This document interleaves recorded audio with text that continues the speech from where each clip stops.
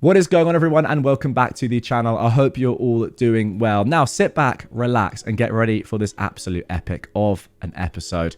3 hours of the very best revenge Reddit stories of 2025 so far.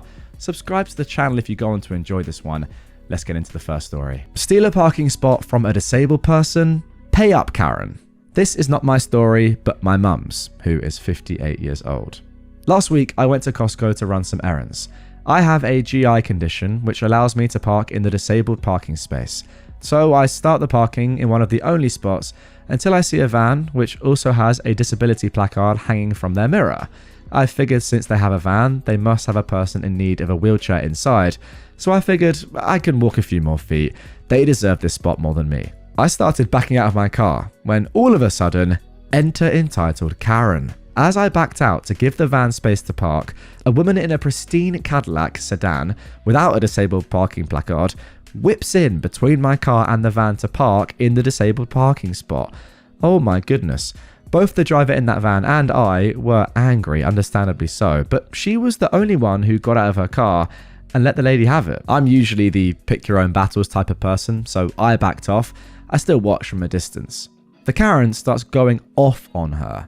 Probably projecting. I couldn't hear everything that was being said, but I knew no matter what it was, you couldn't defend her actions. I did notice that on her bumper was a Canadian license plate. We live in Florida.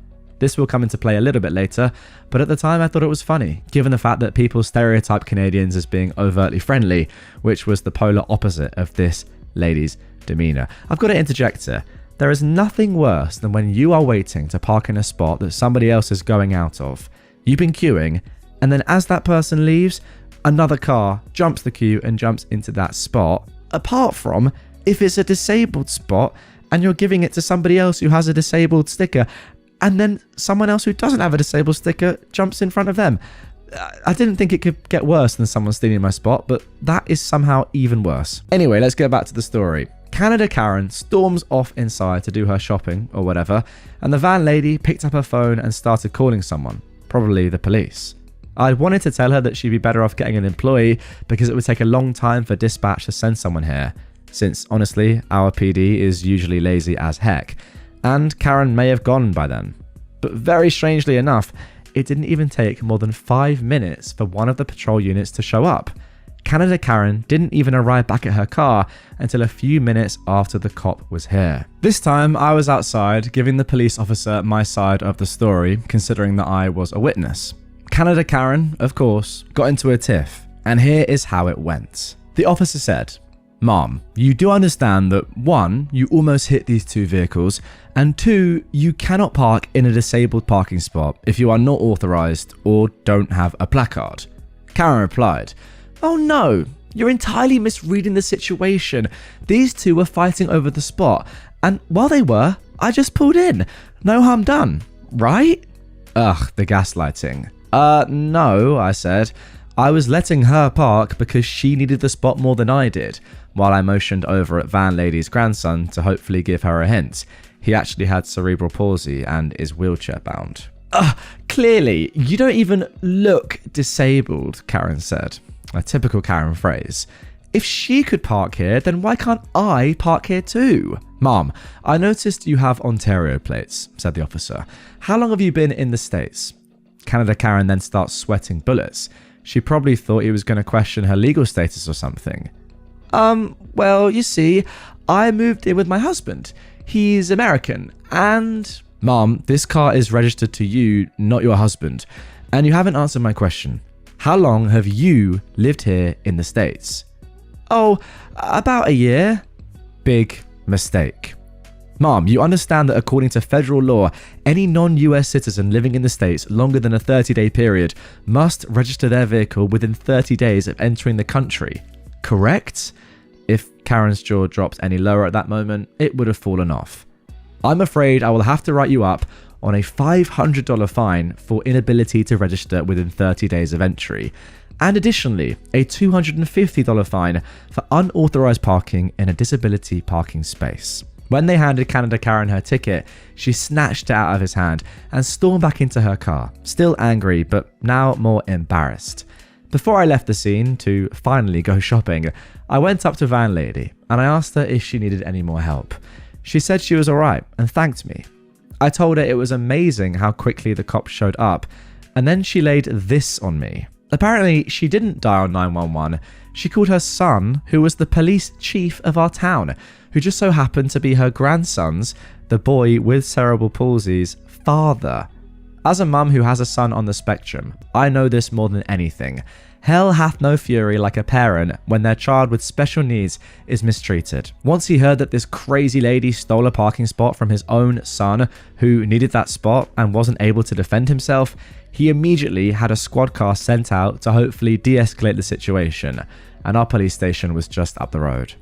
Luckily, once Karen left with a $750 a-hole tax in tow, Van Lady and her grandson were able to park in the spot and continue on with their day, and me with mine. Moral of the story: don't create drama if you don't want karma. Oh, that has got a great ring to it. Okay, I'm not even just saying this. Do you guys want to see that on a t-shirt? Don't create drama if you don't want karma. That is class. That is genuinely class. How have I never heard that, right? I've been doing this for over 6 years now, and despite all the thousands of stories that I've read, not one person has ever said that sentence, I don't think. It's genuinely genius. Draw me a comment. If I did a nice little design, had that on a t-shirt, would some of you like it? I've not actually released any sort of merch or anything for a very, very long time, and if you've been around on the channel for a while, you'll know that some of my stuff, and you've really enjoyed it, has been really popular. If you think back to COVID, I released a face mask that sold genuinely thousands. You guys absolutely loved that one. The profits all went to charity, but you guys absolutely loved it. It sold thousands of copies, I suppose, thousands of masks. I've done Redditor merch in general. I've also done Not Today, Karen, on a jumper before. So, you know, we can do whatever. Do you want a Don't Create Drama If You Don't Want Karma t-shirt? Comment down below. I want one. I might just make it for myself. Genuinely. My ex-mother-in-law sent her church friends to harass my daughters and me.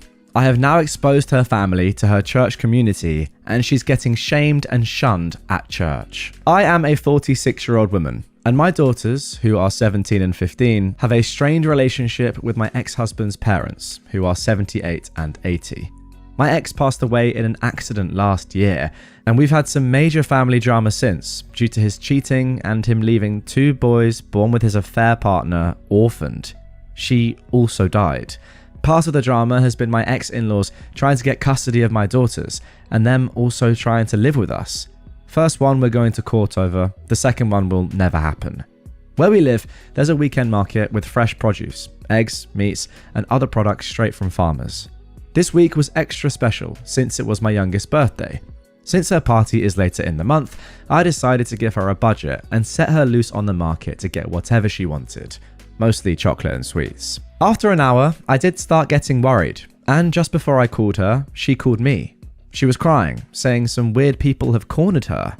I ran to her with my oldest daughter to find 6 older women berating my daughter for being un-Christian, for refusing to spend time with her paternal grandparents, or for wanting to be a, quote, good big sister to her poor orphaned baby brothers.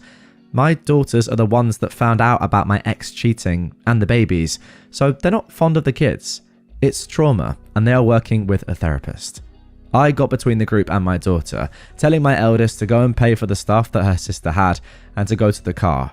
Then I turned to the women, some who I knew from when we went to my ex-in-law's church, and I ripped them a new one. They told me I was worse for refusing to obey my ex-in-laws like a good Christian wife. Eventually the screaming turned too loud and we were all asked to leave the market. I met with my girls in the car, the women following me like a group of vultures. I managed to get in the car and I drove away. After my girls went to bed, I got online to talk to another member of that church that I'm on good terms with. I told him about what happened, and after he apologized, he told me just what was going on. My ex-mother-in-law posted this massive story in the church's Facebook group about how horrible my daughters and I are, how we are leaving them homeless and penniless. They inherited my ex's personal bank account and his life insurance, and how my daughters don't even talk to them. She also accused us of being the reasons she lost her grandsons. The boys are now living with distant relatives of my ex-husband.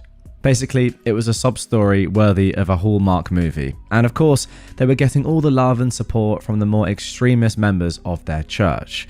This church and its members are a bit annoying, especially with LGBTQ+ topics, but they have a small saving grace. They're incredibly strict about cheating. It's a big no-no, be it from a husband or a wife equally. Now, how did she get around blaming me about affair children without exposing the cheating? She claimed the other woman was our surrogate since I was unable to have more children. Then said I didn't want the babies because they were boys, which is an absolutely disgusting thing to be accused of. Well, I decided it was time to clean up this mess, and since I was mid-divorce when my ex died, I had all the evidence I needed. And since the divorce wasn't completed, I don't have any legal ramification for releasing all the evidence. I was off the next day, and I went to a print shop to get copies of all the delightful pictures of my ex cheating. His text conversations with his affair partner, the ones with his parents confessing to his cheating and getting support from them, my ex-in-laws harassing me about the divorce, and my coup de grace, all the emails and text messages of them bullying my daughters about their baby brothers. In one of them, they call my daughters, insert swear word here, basically the word you use if you are born out of wedlock. I can't say it on YouTube though. Telling them it was their fault their father died since they told me about the affair and I began the divorce. This one was literally 2 days after he died. I paid extra for all of this to be printed in beautiful high quality paper. Then when I got home, I sat down for hours to make delightfully personalized binders. They looked like the little prayer song packets the church give for everyone to take to sing hymns. The first picture when opening the binders is my ex and his side woman making out in our living room. Their faces are easy to discern, and the girl looks nothing like me. Different skin tone, hair colour. Underneath, I wrote ex-husband's name and affair girl's name, love story. I took them to the church before service. There's a desk in the back with the songbooks for people that need/forget their own, and they never checked them. The gossip mill was quick and harsh. The names my ex and his affair partner got called in the Facebook group were so bad that the pastor himself had to get involved just to keep things relatively PG. People were angry at my ex-in-laws for their abuse to my daughters, but what made me laugh was that I was still in the wrong for the divorce. But, quote, it is understandable that I failed on my duties after the shock, and I possibly will one day return to the light, unlike my cheating husband and his Jezebel. They actually used another word that I can't use here, I imagine. I got 2 apology letters in the mail for my girl and an invitation to join the church for support. As for my ex-in-laws, they got shamed into leaving the church. My ex-mother-in-law made a post on her wall about how alienated she feels and how no one cares for the elderly anymore. How she wished her great son was still alive since he would have taken care of her and her husband. With what money, I don't know, since I was the breadwinner. And there we go, that is the end of that story. Before I give my thoughts, finally OP has added this, a quick explanation on the will. My ex-husband had a will that named his parents as beneficiaries. As far as I was aware, he had told me he had named our daughters, not them. I never pushed for me to be the beneficiary, as my own will has my daughters as the beneficiaries and not him. So yeah, there we go. That is it for the story, and that will and the explanation makes complete sense to me. I'm not sure about having your parents as beneficiaries, but you know, that's up to your ex-husband, and everyone's will is different. That's very fair enough. The thing that's crazy to me is that your ex-husband's parents at the ages of 78 and 80 are still so, like, I don't know, active.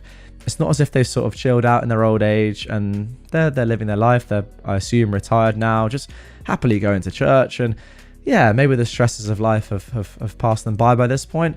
No, they are as active and sort of crazy as ever. As I'm saying this, I am remembering the fact that, of course, their son has recently passed away. However, I don't think that is an excuse for them to act like this and potentially ruin your life and yeah, start some weird online sort of cult against you from the church. It's very, very odd behavior.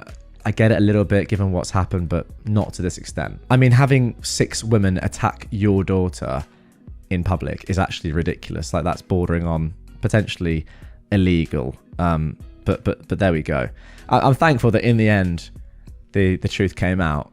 But for a while there, I was very worried about your safety and that of your children. A guy left me stranded on a first date. I am a 19-year-old woman, and I went on a date with a guy who was also 19 for the first time.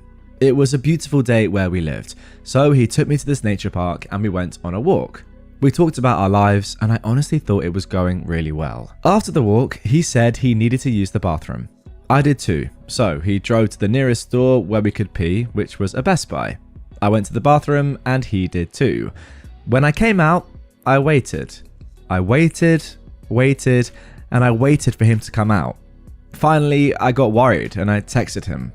The message didn't go through, but I gave him the benefit of the doubt and assumed his phone died. I then got tired of waiting and went to check to see if his car was still in the parking lot. Sure enough, it wasn't. I went back inside and asked the person at the front if they saw a man, I gave his description, leave the store. They said they saw him run out of the store in a hurry a bit ago. So he left me, stranded, at a freaking Best Buy 20 minutes from my house. I Uber home and I'm fuming. So I decided to find his family members on social media and tell them what he did. I eventually found who I think to be his sister, and I told her the whole story. She ensured I would get my things back as some were still in his car, and even offered to reimburse me for the Uber. Some of you may think I'm crazy, but when one goes low, I go lower. I got my things back and they were clearly thrown in my yard out of his window. Someone was mad their family now knows what a POS they are. And unbelievably, if you're watching this on YouTube, you can see on screen right now OP's front lawn with a picture of the stuff that's been thrown, I assume, by this guy onto her lawn. I mean, it's ridiculous. I'm not quite sure what we've got there. Some sort of coffee mug, maybe a jumper or something as well behind it, with the caption, clearly he just threw it outside his window. OP has left a little edit on this. For those who care for an update, surprise, there isn't one.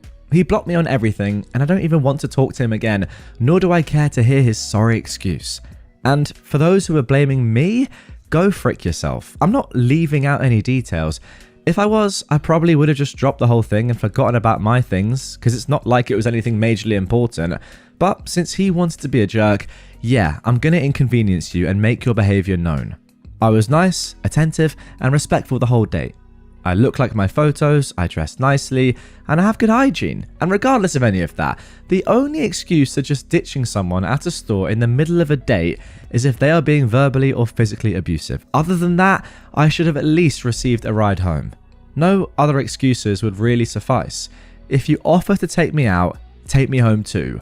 Period. All I can say after reading that is what a jerk. I mean, the good news for you, at least, OP, is now you know that he is a terrible person and you're never going to see him again. But goodness me, as you said, the least you can do is just say, you know what, I'm not really having a great time here. I'm not feeling the vibe. I'm just going to drive you home, and yeah, it's been nice to get to know you, but that's it. But doing this is a genuine disgrace, and I am happy that his sister knows about this. If I did this on some of the dates that I've been on, and my sister found out, she'd be like, what are you doing? That is not how you treat anyone, let alone someone you've just met and, you know, they've put a lot of trust in you. They've got in your car, you're a stranger, etc., and you just leave them stranded at a Best Buy 20 minutes from their house. It's despicable behavior, so you did the exact right thing, and I'm glad now that his family know about him. You can tell he wasn't happy, though, the fact that he just threw your stuff on the lawn out of his car window. What a jerk. Now for our next story of revenge. My mate got revenge for my mum. This happened in the early 1990s. My mum bought a convenience store from a con man. He convinced her that he had cancer and only months to live, and my mum fell for it, paying way too soon and way over the odds, about double what the shop was worth. The guy had cooked his books and showered her fake tax returns, showing the shop had a certain turnover when it was actually running at about 30% of that claim. She struggled on for 3 or 4 years, but had to pack it in and sold for a big loss. Last year, she told me that when she sold the shop, a mate of mine got revenge for her. Let's call him Bart, whom I've known since we were both 4 years old, and who of course she knew well. At the time of all of this shop business, I was living overseas. Anyways, once the shop was gone and mum had moved away, Bart started a relationship with the con man, pretending to work up a relationship in case he wanted to sell. Of course, the con man never had cancer, the idiot. After a few years, the con man decided to sell and downsize as his kids had grown up, giving Bart the contract to sell on his behalf. Bart now had access to the conman's house. Taking a look around after an open house, he found a sealed box in the crawl space in his ceiling. It weighed a ton. He cut open the bottom flap so he could reseal it, and he took a look inside. He reckoned there was over 2 kilograms in gold bars. Over the following week, he had lead bars made up by a bloke who made his own fishing sinkers, and then came the switcheroo. But he was clever. He left the top layer of gold in place. The house sold and the conman moved out 3 months later. There's never been mention of the missing gold. Bart sold the gold and gave the contributions to my mother, whom Bart swore to secrecy, even from me, but she finally spilt the beans to me last year. It was about $35,000 Australian, well short of all she had lost, but it made a massive difference to her life at that time. Well, there we go. Bart is definitely a friend for life. What a good lad. Back in the day when I used to watch The Simpsons, I was always a big fan of Bart Simpson. So now anyone called Bart just automatically has a soft spot in my heart. So respect for continuing on the legacy of Bart being a great name and a great bloke. Well done, that man. To be honest, he's just a great guy, isn't he? It's almost like your mum now has another son looking over her and just making sure she's all right. That took a lot of effort, by the way, I'm sure, to procure that relationship over I don't know how many years. Just hoping that one day this con man was willing to sell his property or move on, or just trying to get as much trust in that relationship as Bart could to then eventually do this. I mean, it didn't have to be the fact that he found 2 kilograms of gold bars. He could have done anything at this point. The house was in his hands.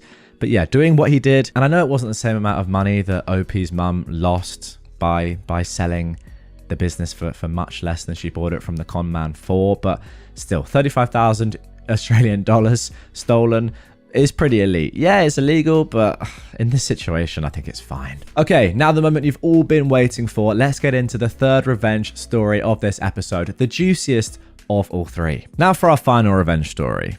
Short me $70,000 in violation of our agreement. It'll cost you $1.8 million. Disclaimer. The names and some of the situations have been changed to protect identities, but the dollars and general nature of the situation is completely true. Background. A year out of school in the early 1990s, I procured a job as a business analyst for a large family-owned tech company. This business was located in the booming heart of technology at the time and was very profitable. As tech took off over the next decade, the company thrived and remained family-owned.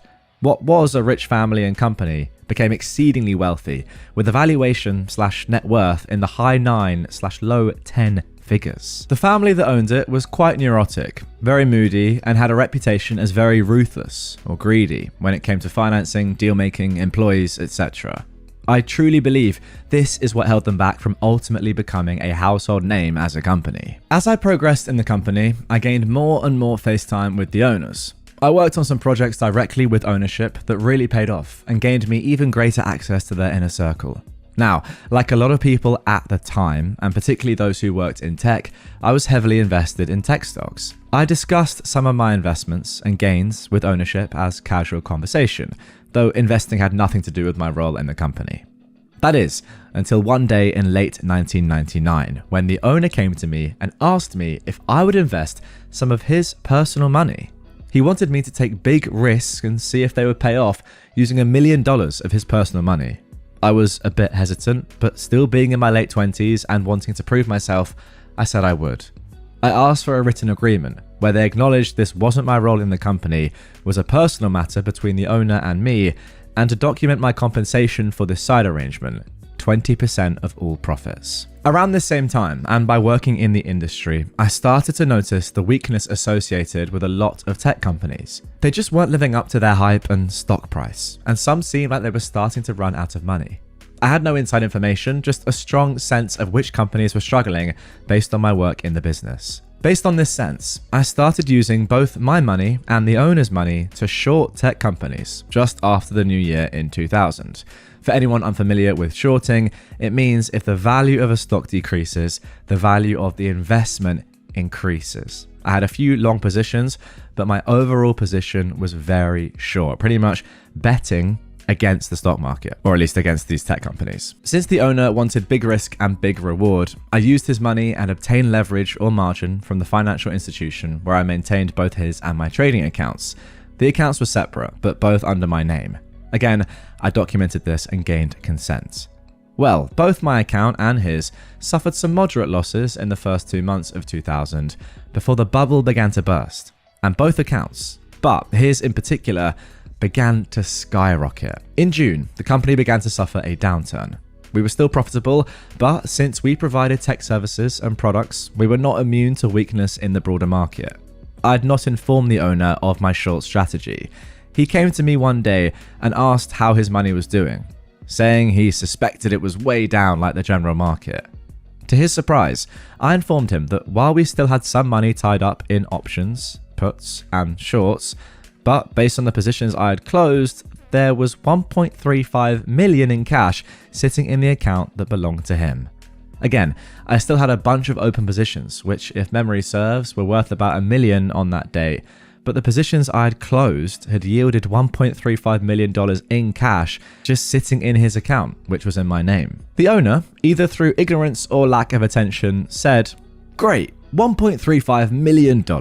Fantastic work in this down market. Will you please wire it to me?" I responded that I would, but of course I'd be taking my 20% of the $350,000 profit, or $70,000, before wiring him $280,000. I also reminded him I still had open positions that had yet to pay off or close, but I didn't state the amount.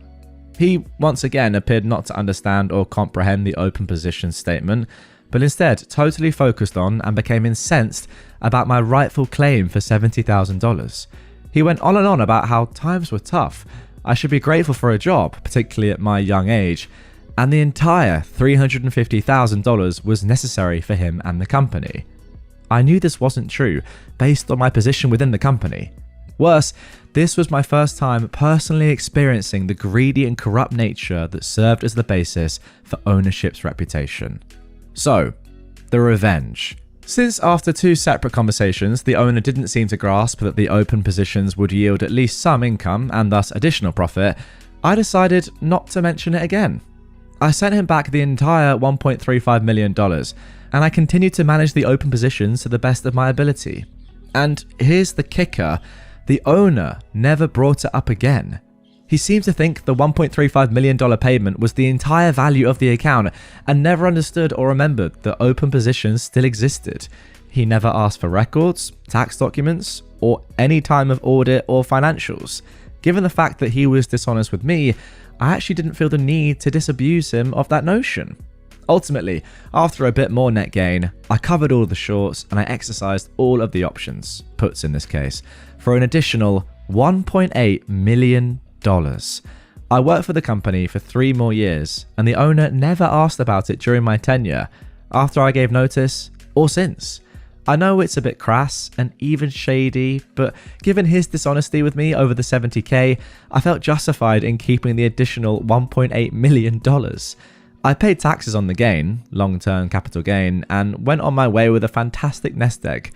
Nobody has asked about it since, and I've only told the story to a few people, and even then only after the statute of limitations passed. The final ironic cherry on top of this sundae is that during my remaining 3 years, I gained greater influence with ownership in position within the company because they considered me loyal for giving the $1.35 million back and not making too much of a stink about the $70,000 profit. Little did they know, I got the better of them. The company eventually folded due to family disputes, but my understanding is that ownership walked away in very good financial position. They likely could have been a much better and greater company had they not practiced the same dishonesty that they showed me with their vendors, clients, and employees. Thanks for reading, and hope you enjoyed. Now, as I mentioned in the intro, there are a couple of short updates of this one, as this was actually posted quite a few years ago now. So let's first start with the update from 2023. There have been no negative consequences from the below, and no overall consequences, other than a few people DMing me with incorrect guesses. In fact, the remaining family members have reached out a time or two about some consulting work. They have no clue. And then, just 37 minutes ago at the time of recording, and that is why I wanted to include this story, we got this update from 2025. Quick, ironic update. There have still been no negative consequences for me. In fact, the older generation from the original company has retired or died, And the younger generation, around my age, have taken over their business lines. And though I have my own business, we've begun working together on projects again.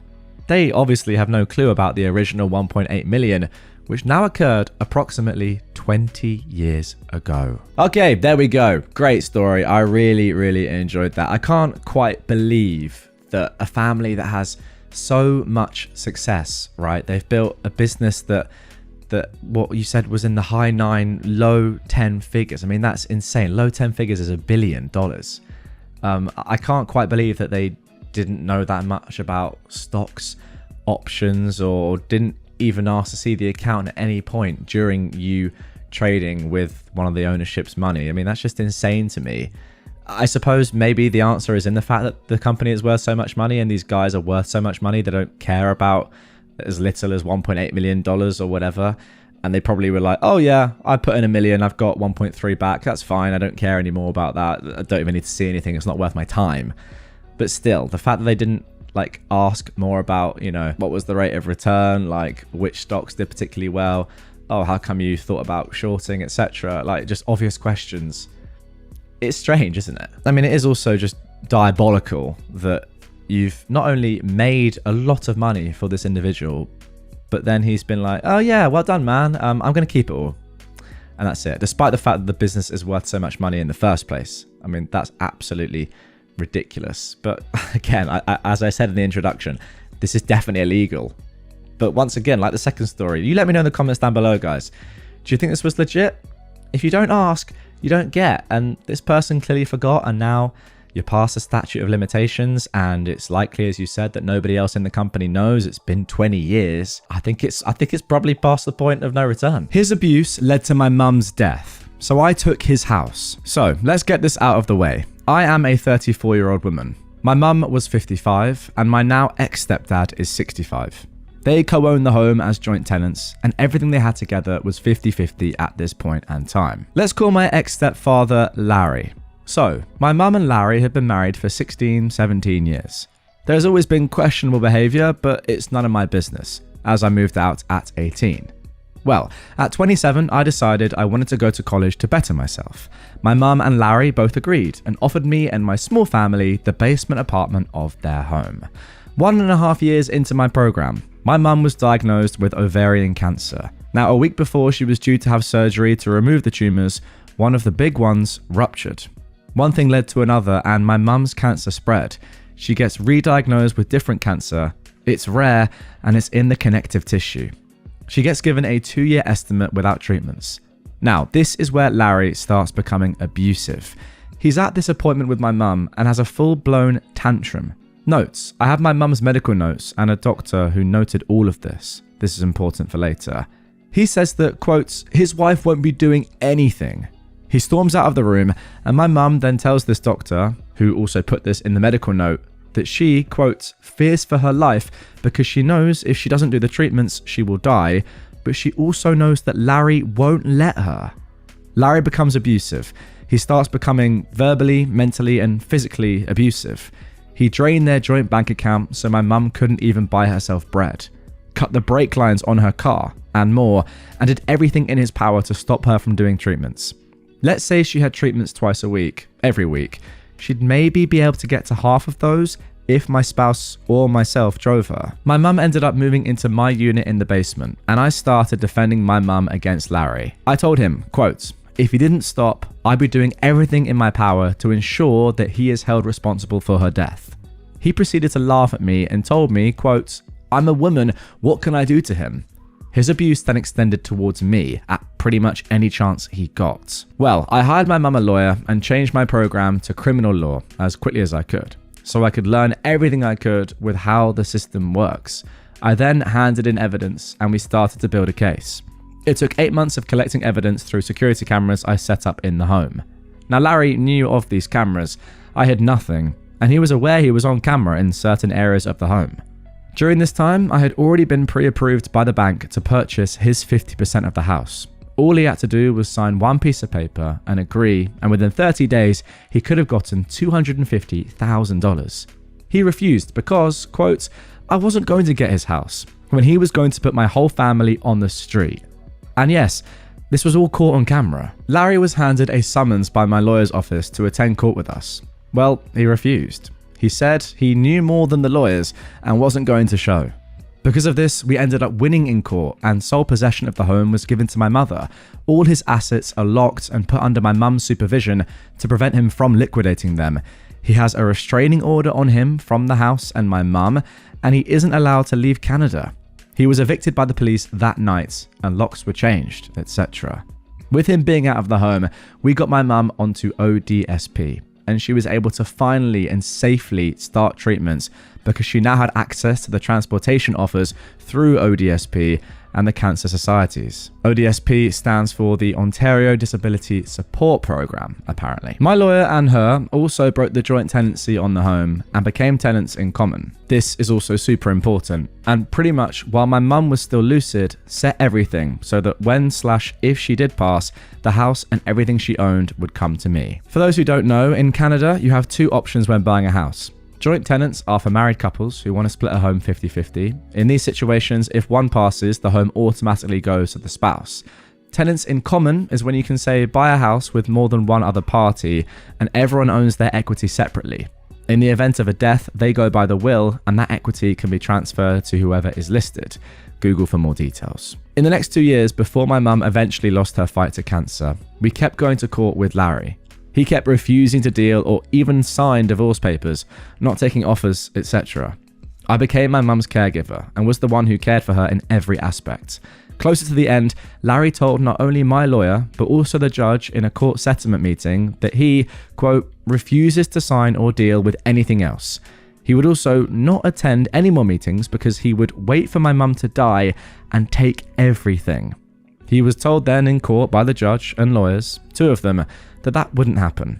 He laughed, and yeah, that was the last anyone has heard from Larry. My mum passed away this year, not due to cancer, but due to a complication from the cancer. She had a tumour rupture and it caused an upper gastrobleed. She died in my arms. There was nothing I could do for her. I was diagnosed with PTSD from the traumatic event. This is also important, and I still somehow managed to handle everything. Larry has changed all his contacts and hasn't updated the courts on his whereabouts. After she passed, my mum's lawyer took her will and we went through the probate court system.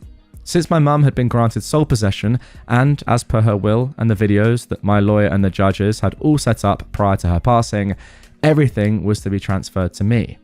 I had to sign some paperwork with the judges just agreeing to everything that had been set up, but it was all done legally and properly. I also took all of my mum's medical notes, including that note from the original doctor that spoke about Larry's outburst and my mum's fears. Unfortunately, both my lawyer and the judge said they can't hold him responsible for her death, but they all do agree that his actions did lead to her death. I'm still in court as we speak to try and push this through to have him criminally held responsible. I know it's a long shot, but I'm still trying. My lawyer is saying it's like a 60-40 chance, but she's seeing what she can do based on the evidence and confessions we have from him. There's a chance, but it's slim. The home and everything she owned got transferred to me, so I am now the registered owner of the house with sole physical possession. I've also been granted her life insurance, which all went to paying off her debt, including their joint line of credit card, etc. And pretty much everything he thought he'd be getting by waiting for her to die was given to me and approved by the judge. I have agreed with the courts, because I'm not a bad person, that I will honour the 50% buyout that was agreed upon when we started this whole fight. However, any debt he owes me, because he still owns the 50% in equity only, will be deducted from the buyout balance. We will also not be getting the house reappraised because of the renovations this house needs that I will be paying for. He now owes me over $50,000 in debt, which is climbing based on any renovations I do to the home during my ownership, paying off the joint mortgage and paying off the joint line of credit. My lawyers also want to go for 50% of all legal fees and 50% of anything I lose due to my PTSD diagnosis from all of this. But they need to find him first. Now, since no one can contact Larry, my province here in Canada only has a 2-year statutory limit for having claims open in courts. The claim he opened to get the house back has been thrown out in the court system, saying that he has abandoned claim and title. I showed up in court, but he did not. After some internet digging, my friend has found that Larry has taken off to Mexico and is not even in Canada anymore. which also violates the court order that was placed on him when he was evicted from the home. He was not to leave Canada until things were settled. So that's a whole different story there, and my lawyer is handling that part because that has nothing to do with me. But until he returns, the courts are not worried about really anything. Now, in the event he doesn't return, and let's just say he dies in Mexico, my lawyer and the judge have advised me we will use his estate with the court for the 50% equity to be transferred to me in collateral to the debt that is owed. However, I still own the house, I have sole possession, and in all legal aspects, the house belongs to me. If he does come back, he will be facing repercussions for leaving Canada, but if he does try and reopen another claim, he can't. Since the claim was set as abandoned, my lawyer is saying he can't open another one.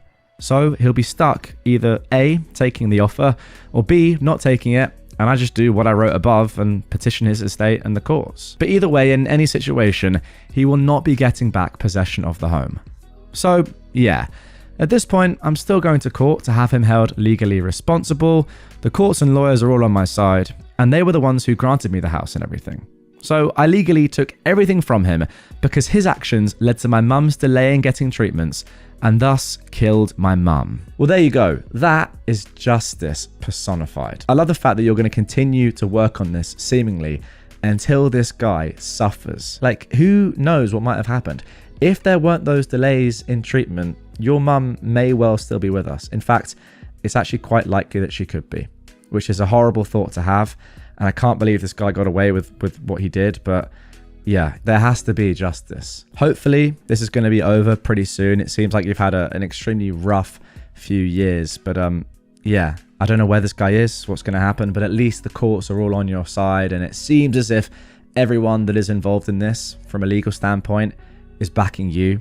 And no matter what really happens next, I mean, say your ex-stepdad comes back, say he doesn't, you know, if you never see him again, I think you'll still be all right based on what I've just read there. So yeah, I mean, you've been through such a hard period. I hope it's going to get easier now, but again, let's see what happens. Okay, a pretty hard-hitting first story in this episode. Let's lighten things up a little bit with this second. Rejected a popular guy who hit on me as a joke. I was the weird goth girl in high school. I owned it. Doesn't bother me at all.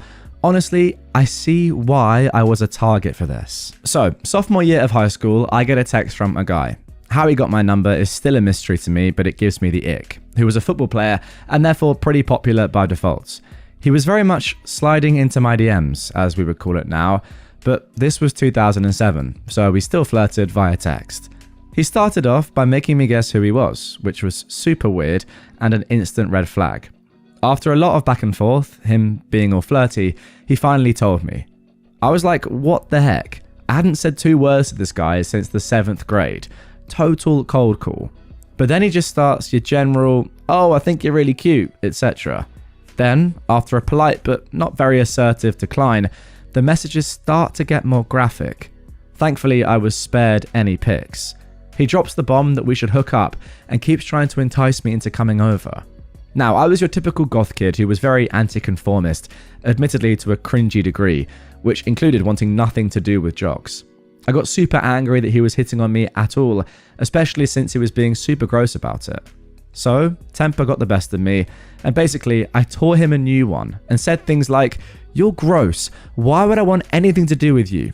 Just generally started roasting the heck out of him for something along the lines of being an unoriginal, pathetic jock who was going to peak in high school. He didn't take this well. Not because he actually liked me and was hurt, but apparently because this was all meant to be a joke, where the text would have been spread around the school to embarrass me. He allegedly had multiple friends over that were in on this at the time. They were also trying to lure me over to his house to collectively laugh at me. As a couple of commenters have pointed out, there may have been even more nefarious plans, and I could have ended up being assaulted, for all I know, had I gone over. If you'd known them, you'd agree these guys were definitely the type, oh goodness. Basically, his plan backfired in the worst possible way though.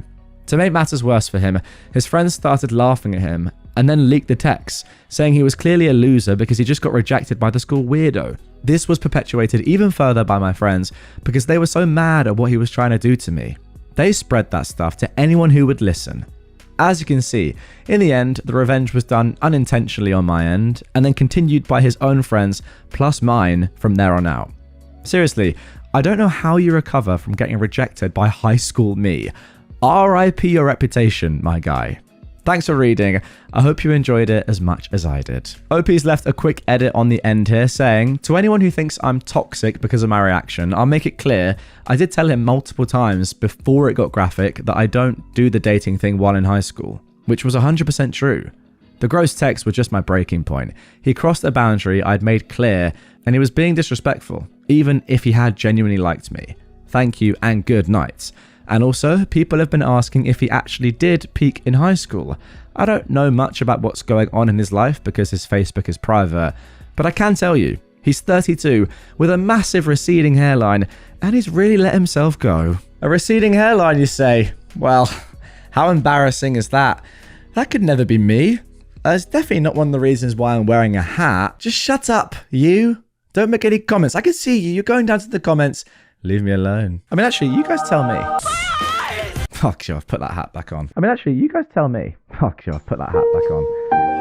Okay, if I'm going to take my hat off, at least let me do my hair. But talking about the actual story now, I mean, we all know people like this, and we knew people like this at school. They're just terrible, right? Because they're cool and they play in the football team, everyone likes them. But in reality, like when they leave school, they realize they were just jerks. I mean, some of them do anyway.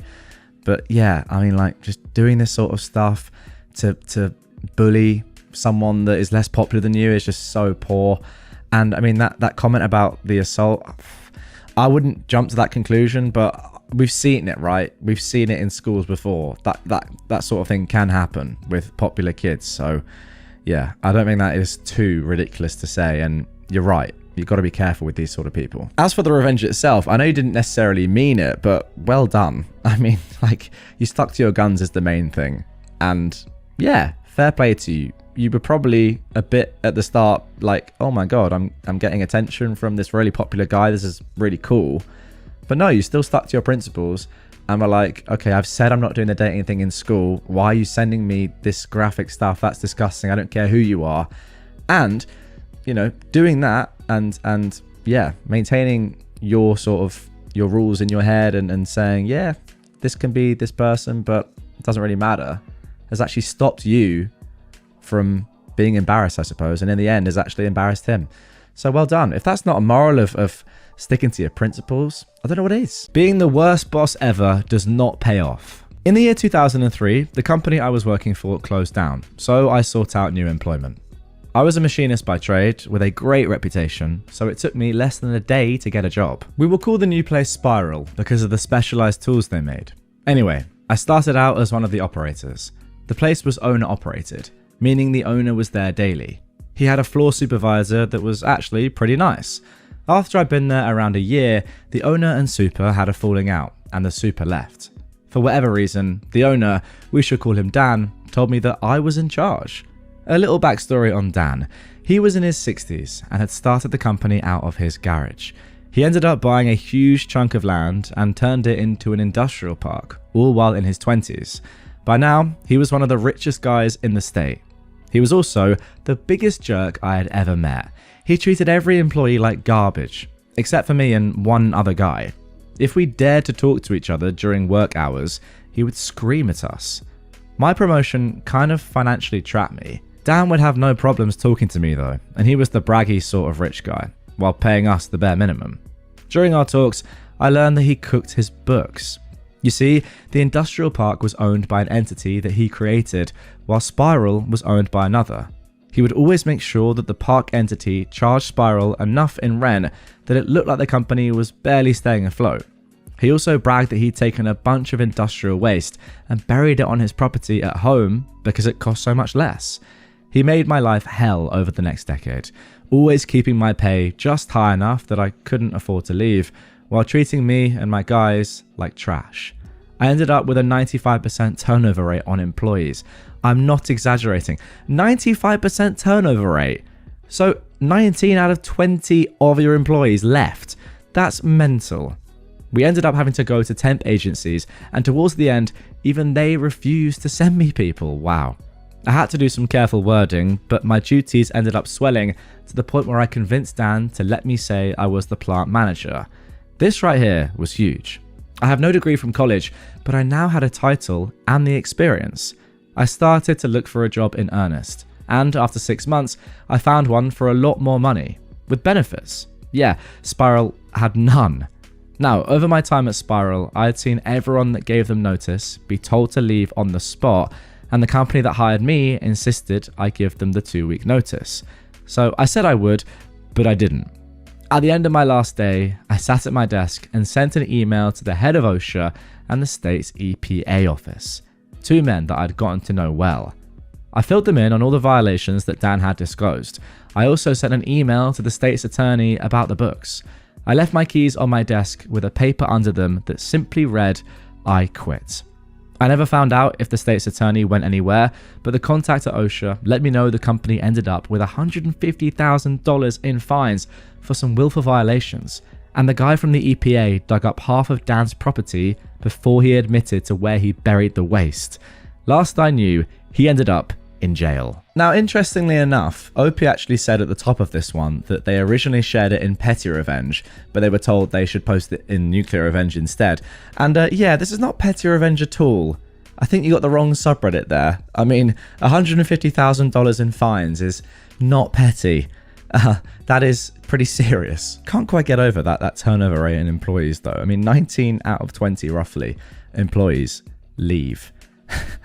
You just know that it's probably not the best working environment when that is going on. Goodness me. Okay, now we're shifting things up and moving over to a different subreddit, so these stories probably aren't as nuclear, but don't worry. They are revenge stories, and that is the name of the subreddit, nonetheless.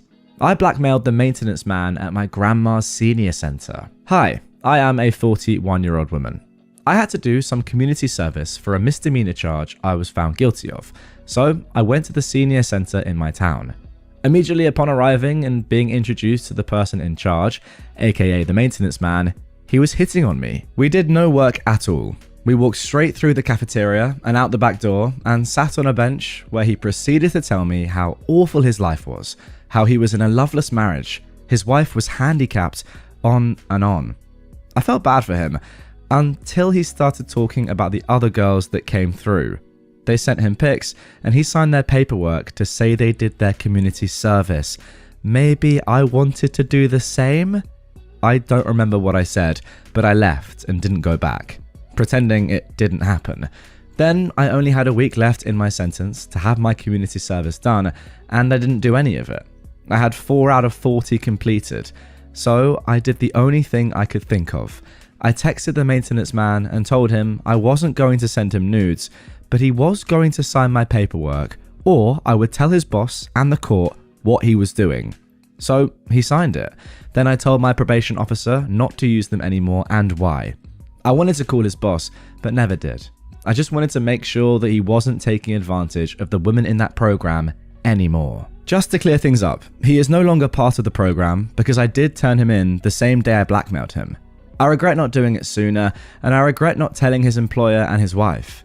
Funny ending to this one is one day I was at work telling some girls about this guy, and later on that day, one of them pulled me aside and told me that the maintenance man is her stepdad.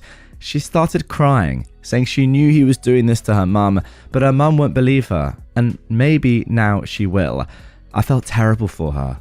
I told her to have her mum call me and I would tell her all of it, but I never heard anything, and as far as I know, they're still together, and he still works there. Which sucks, because now I'm 50 and can go there, and it's awesome. The craft room is insane. They have a choir, lots of exercise equipment, free transportation, and day trips everywhere, but I don't want to see him. If I had the balls, I would totally go and make sure I said, "Hey, remember me?" Oh god, what a horrible person. I mean, just what a horrible person.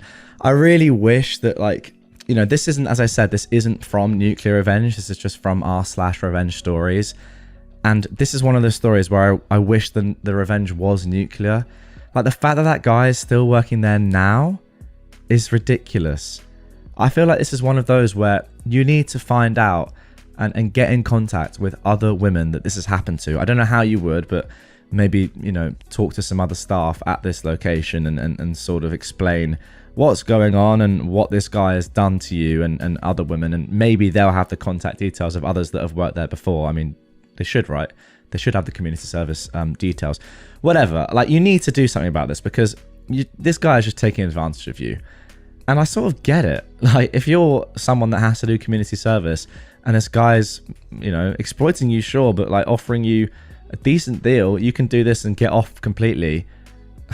Don't know. I can't like really blame any of these girls for doing this. It's just so like, yeah, as I said, exploitative and manipulative and just disgusting. Just very, very gross.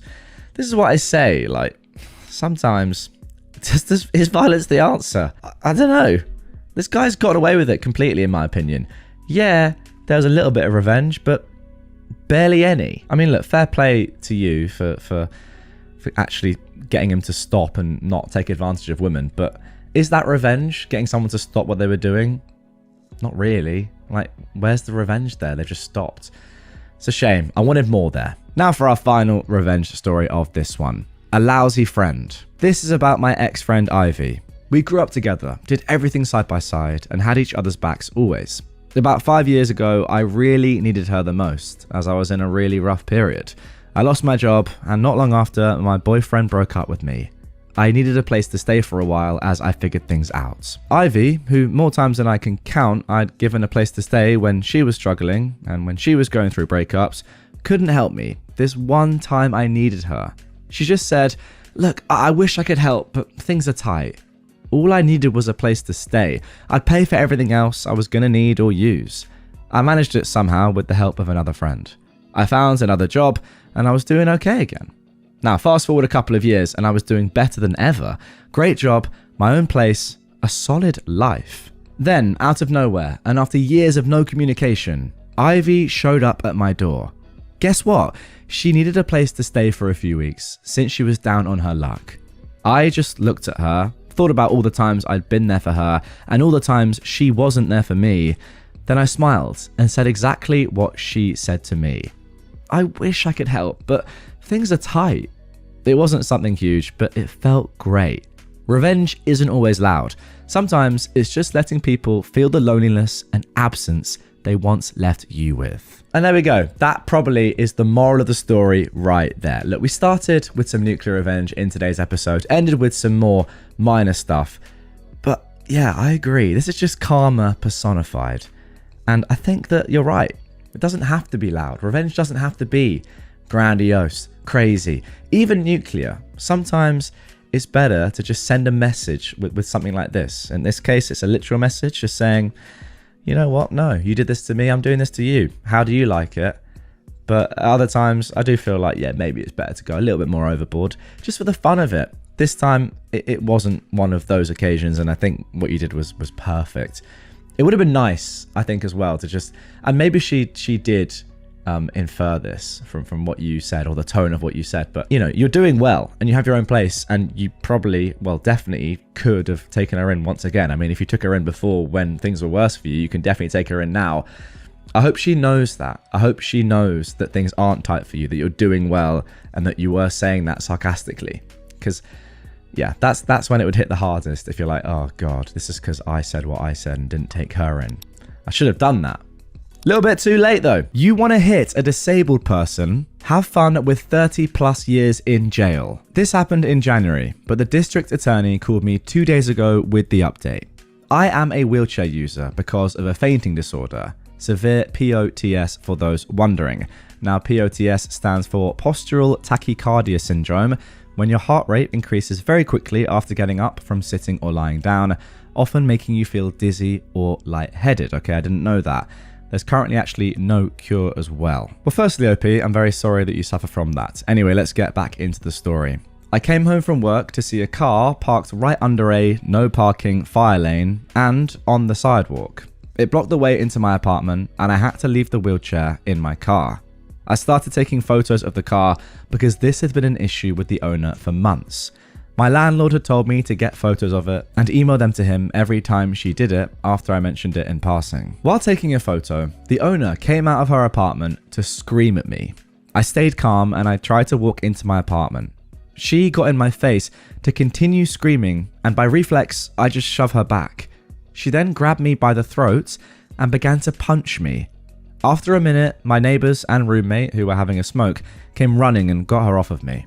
Police were called, paramedics showed up because my neck was bleeding, she had acrylic nails, and I ended up going to the ER because I had a syncope episode while the paramedics were there. Now again, a syncope is another word for fainting or passing out. I wasn't sure about that, but there we go. Someone is considered to have syncope if they become unconscious and go limp, then soon recover. I decided to press charges, thinking I'd just get an aggravated assault or something. I made sure that they got her while she was home because I knew she had a gun on the wall despite being a convicted felon. When the police went to arrest her, they found that the car was stolen without insurance, she didn't have a license, there were used needles all over the apartment with her 8-year-old child, and the gun was also marked stolen. The child is in foster care and she is now in jail without bond. The DA said that her child recorded it. She apparently told her to, and it was already ruled as an assault because of the overwhelming proof, plus the 7 counts of assault she's gotten in the past 5 years already. Oh my goodness. Had I gotten her nailed with it outside her home, she would have only gotten probation, since she was a parent. But now she's lost her kid, her home, her car, and she's going to be in jail for about 30 years or more, depending on what the state charges her with for the drugs. Wow. I mean, wow. Just coming out of your house and grabbing someone by the throat and punching them in the face. What sort of person does that? It's just insane. I'm not entirely sure, to be honest, if this revenge is nuclear. I think it's more just like the justice that this woman deserved. Like, yeah, 30 years is a lot, but that's the way she's lived her life. She's done so many illegal things that she deserves 30 years. Like, I think nuclear would be if you had grabbed her by the throat and then just killed her. That probably would be more nuclear. But yeah, being realistic, I think that this is completely legitimate, and, you know, the law has said she deserves to go to jail for 30 years or more. That's not nuclear, that's just justice. I'm not sure what the damage was to you in the end. You didn't actually say how badly you were damaged. I mean, you went to the ER, but were you there for a while or not? I'm not sure. I mean, your neck was bleeding, that's never good. But it sounds to me as if you did society a favor by taking this hit. Yeah, it wasn't a good thing for you. And whether or not you stayed in the ER for a long time or not, it's terrible. However, getting this woman off the streets, out of society and into jail for that length of time is a great thing. You had to sacrifice your neck, but it was worth it. Wow. What a terrible, terrible woman. Let's move on to the second story. Now moving on to our next revenge story. I got poisoned by my old job. I called in my dad, outed them for illegal practices, caused my 2 brothers that worked with me to quit with me, and plunged their store down their ranking lists. Now I warn everyone not to buy anything from there. This is going to be a long one, so settle down, friends, as I tell you the horrors of this danged store. So, I, a 21-year-old man, used to work at a particular chain of southern grocery stores that sounds like the word Pringles. I worked at their stores from age 18 to 21, and I only quit last year. I'm turning 22 in July. So yeah, these stores were the only places I ever worked. I don't want to get into all the nasty details, or we'd be here for years, but this corporation is so messed up and corrupt. They did everything from shuffling around sexual offenders from store to store to firing people based off of race and religion. I myself got harassed a ton by another worker and several recurring customers, and nothing was ever done about it. But that's a different story. Now, on to why I quit from the first store. At this time, I was freshly 19. I was the main cook at the Asian food station at the deli, on top of manning several other stations. I was kneeling down to get the sauces from a low fridge when I breathed in, and I felt something hit me in the back of the brain. I was thrown off for a second, but I figured I was fine. They had an outside contractor in our area doing some work, so I just assumed that I caught a whiff of a cleaner that he was working with. I picked up the wok of orange chicken I'd been making, and I brought it up to the serving station and put it up, when one of the servers, a very sweet elderly woman, asked if I was okay, looking very concerned. I still felt fine at the moment, so I said yes, but that was it, for the moment. I immediately felt the worst brain haze I'd ever felt. My feet went out from under me and my vision went completely blurry. I stumbled backwards and I was able to catch myself on the counter behind me. Later on, the server told me she asked if I was okay, because I hadn't only just lost all my colour, I'd gone grey. It felt like all my balance was gone. I worked with 2 of my brothers at the same location, and one of them came running to help me stand. I had vague memories of my brother helping me walk to the indoor cafe, but my head was literally lulling in circles. I couldn't keep it upright. I think I almost fell on one of the managers from the front of the store. My brother made me sit down at a table and got me a cup of water. That's when I realised I was crying. My heart was pounding so hard, my entire front of my uniform was moving with it. Whatever my body was reacting to was so bad, it was overwhelming it. I felt like I couldn't move. I was just sunk into the chair, crying. I tried to pick up the cup, and my brother had to come back to help me take a drink. At this point, I was panicking. A fact about the kitchen that I, as the head chef, was painfully aware of: we had a gas-run pizza oven, a really old gas-run oven. A gas-run oven that you had to kick to get all 4 burners to get on. I'll tell you now though, that wasn't a gas leak, but that's where my brain immediately went to, especially since they refused to do maintenance on that oven, or the gas-run open flame woks, one machine away from said oven. This whole time I felt like I wanted to throw up, but at the same time I couldn't. The supervisor told my brother he had to stop checking on me and that he'd get in trouble if he kept checking. The supervisor and other members of morning shift, I was a night shifter, my other night shifters know how it is, well, they were treating me like I was exaggerating. One of them came over, one of whom I particularly hated because she looked down on everyone, and started baby talking about how some people are just weaker than others. This whole time I was panicking and telling her I wasn't exaggerating, and everyone else needed to leave the deli until we figured out what it was. And it was affecting me so badly, it had been an hour and my body was still panicking. It was bad. She, though, just brushed me aside and left again. That's when I realised they weren't going to investigate what happened to me at all. And they were going to keep everyone, including my 2 brothers, working in the same area I just got affected in. That's when our absolute hero shows up. The nearby McDonald's manager. A sick dude around the same age as me that regularly got food at the deli. I'd served him a few times. He'd been sitting in the cafe on his lunch break from his job when he saw me. He immediately came over and asked what was wrong, as we were on bro terms. I gave him a breakdown on what was going on and he went over to check it out.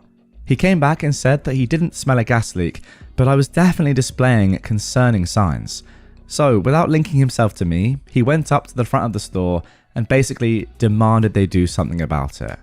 However, the front management realised it must have been me, so their solution: not to find out what did this to me, to take me from the cafe, drag me up to the management office and sit me in a swivel chair so they could keep an eye on me. That's right, they sat a dude that couldn't balance on his own in a swivel chair next to a desk corner. They proceeded to completely ignore me and not let my brothers come into the office to talk to me, and I was still panicking about the fact that the other workers could breathe in whatever I had done. I was finally able to coordinate enough to pull my phone out of my apron pocket and text my dad. I texted him a very short list of PowerPoints of what happened, and he asked a few questions about why my management was acting like they were, which all I could say was, I don't know. Now, this wasn't my proudest moment. A 19-year-old guy who'd been crying for over an hour and couldn't stop, texting his dad, I don't know what's happening, Dad, but I'm scared and I need you. You know what, bro? I've got to interject here and say respect for sending that message. That just shows that you're not too proud. I mean, people that are too proud wouldn't send that message. People that, have too much of an ego, even when they clearly need as much help as they can. I mean, who knows at this point? You might have been dying. I mean, we'll get on to more of the story in a second, but you've got to send these messages and not let your pride get in the way. So yeah, you shouldn't say that you're not proud. You should actually say that you're proud of not being too proud to send a message like that, if that makes sense. Anyway, let's get back into it. My dad told me he was on his way and to clock out. I told the managers my dad was coming and I needed to clock out. At this point, they were acting annoyed with me, especially the store owner. I could talk for days about how terrible the store managers were, so they were glad I was leaving. They offered to help me walk to the time clock. I should have taken their offer, but I was so angry and disappointed I refused, and I just held onto the front desk and shelving as I got to the clock out room. I clocked out and I stumbled my way back to the area I worked at to get my stuff. I had to bring my own supplies to work because they never gave us new equipment, so I had a whole backpack I needed to grab. My brothers immediately tried to run over to me when they saw me, but the manager blocked them and told them to keep working. How toxic is that? Before I could get my backpack, my manager, a woman that I'd been working under since I was 18 and frankly scared me, blocked me from going into the back room to get my bag and started demanding answers from me. Once again, this is not a proud moment. I have a medical condition that made me stop growing at 14, so I'm pretty easily intimidated. She was taller and stronger than me, and I still felt completely vulnerable. All of my senses were still shot, and my body was still in panic mode. I tried to answer her questions, but I was just mumbling and stumbling over my own words. That's when I saw him. My dad. My dad is a 5'6" man who worked as a jack-of-all-tradesman for most of my childhood. I'm talking plumber, electrician, groundskeeper, roofer, builder. At this time, he was working as a contractor, so he quite literally was building and modifying higher-class houses in the mountains. He came storming in his contracting gear with a bandana wrapped around his head. That is when I knew I was going to be okay. My brothers talked about it later, but if anyone knew anything about my dad, if he had that bandana on, he was going after someone, and they were royally screwed. He walked up and immediately crossed his arms, demanding to know what happened to his kid. Once again, not a proud moment, but I moved to hide behind him. My manager was caught off guard for a moment, but recovered and started telling my dad that I'd just overreacted to a cleaner the contractor was using.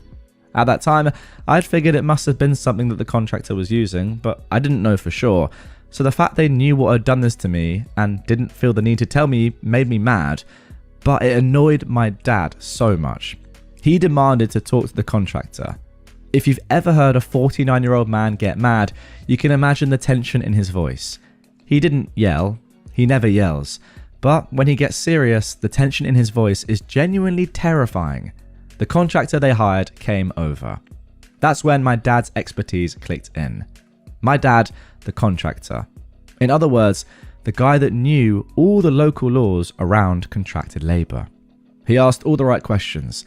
He demanded to see what the contractor had been spraying around the kitchen that day.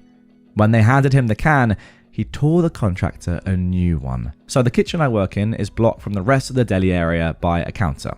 A counter has about an inch of space under it for cleaning purposes. So when I leaned down, this spray had shot under the counter and directly into my face. And what was that spray? An industrial grade degreaser. It was so strong it was meant to be used in empty factories by someone in a full respirator mask. It wasn't supposed to be sprayed around people, and especially not right in someone's face. My dad immediately pointed this out and demanded to see the contractor's safety sheet on the chemical, something that all contractors in our area are required to carry on every chemical they use to show they know how to safely use it. The contractor said he had it in his van. He did not. The man was using one of the strongest factory-grade degreasers on the market, and he didn't know how to use it. He was wearing a mask while using it, sure, but not a respirator. It was just a plain white dust cover. My dad lost his mind and sent me past my manager to get my bag while he tore them apart. Oh, and the illegal part?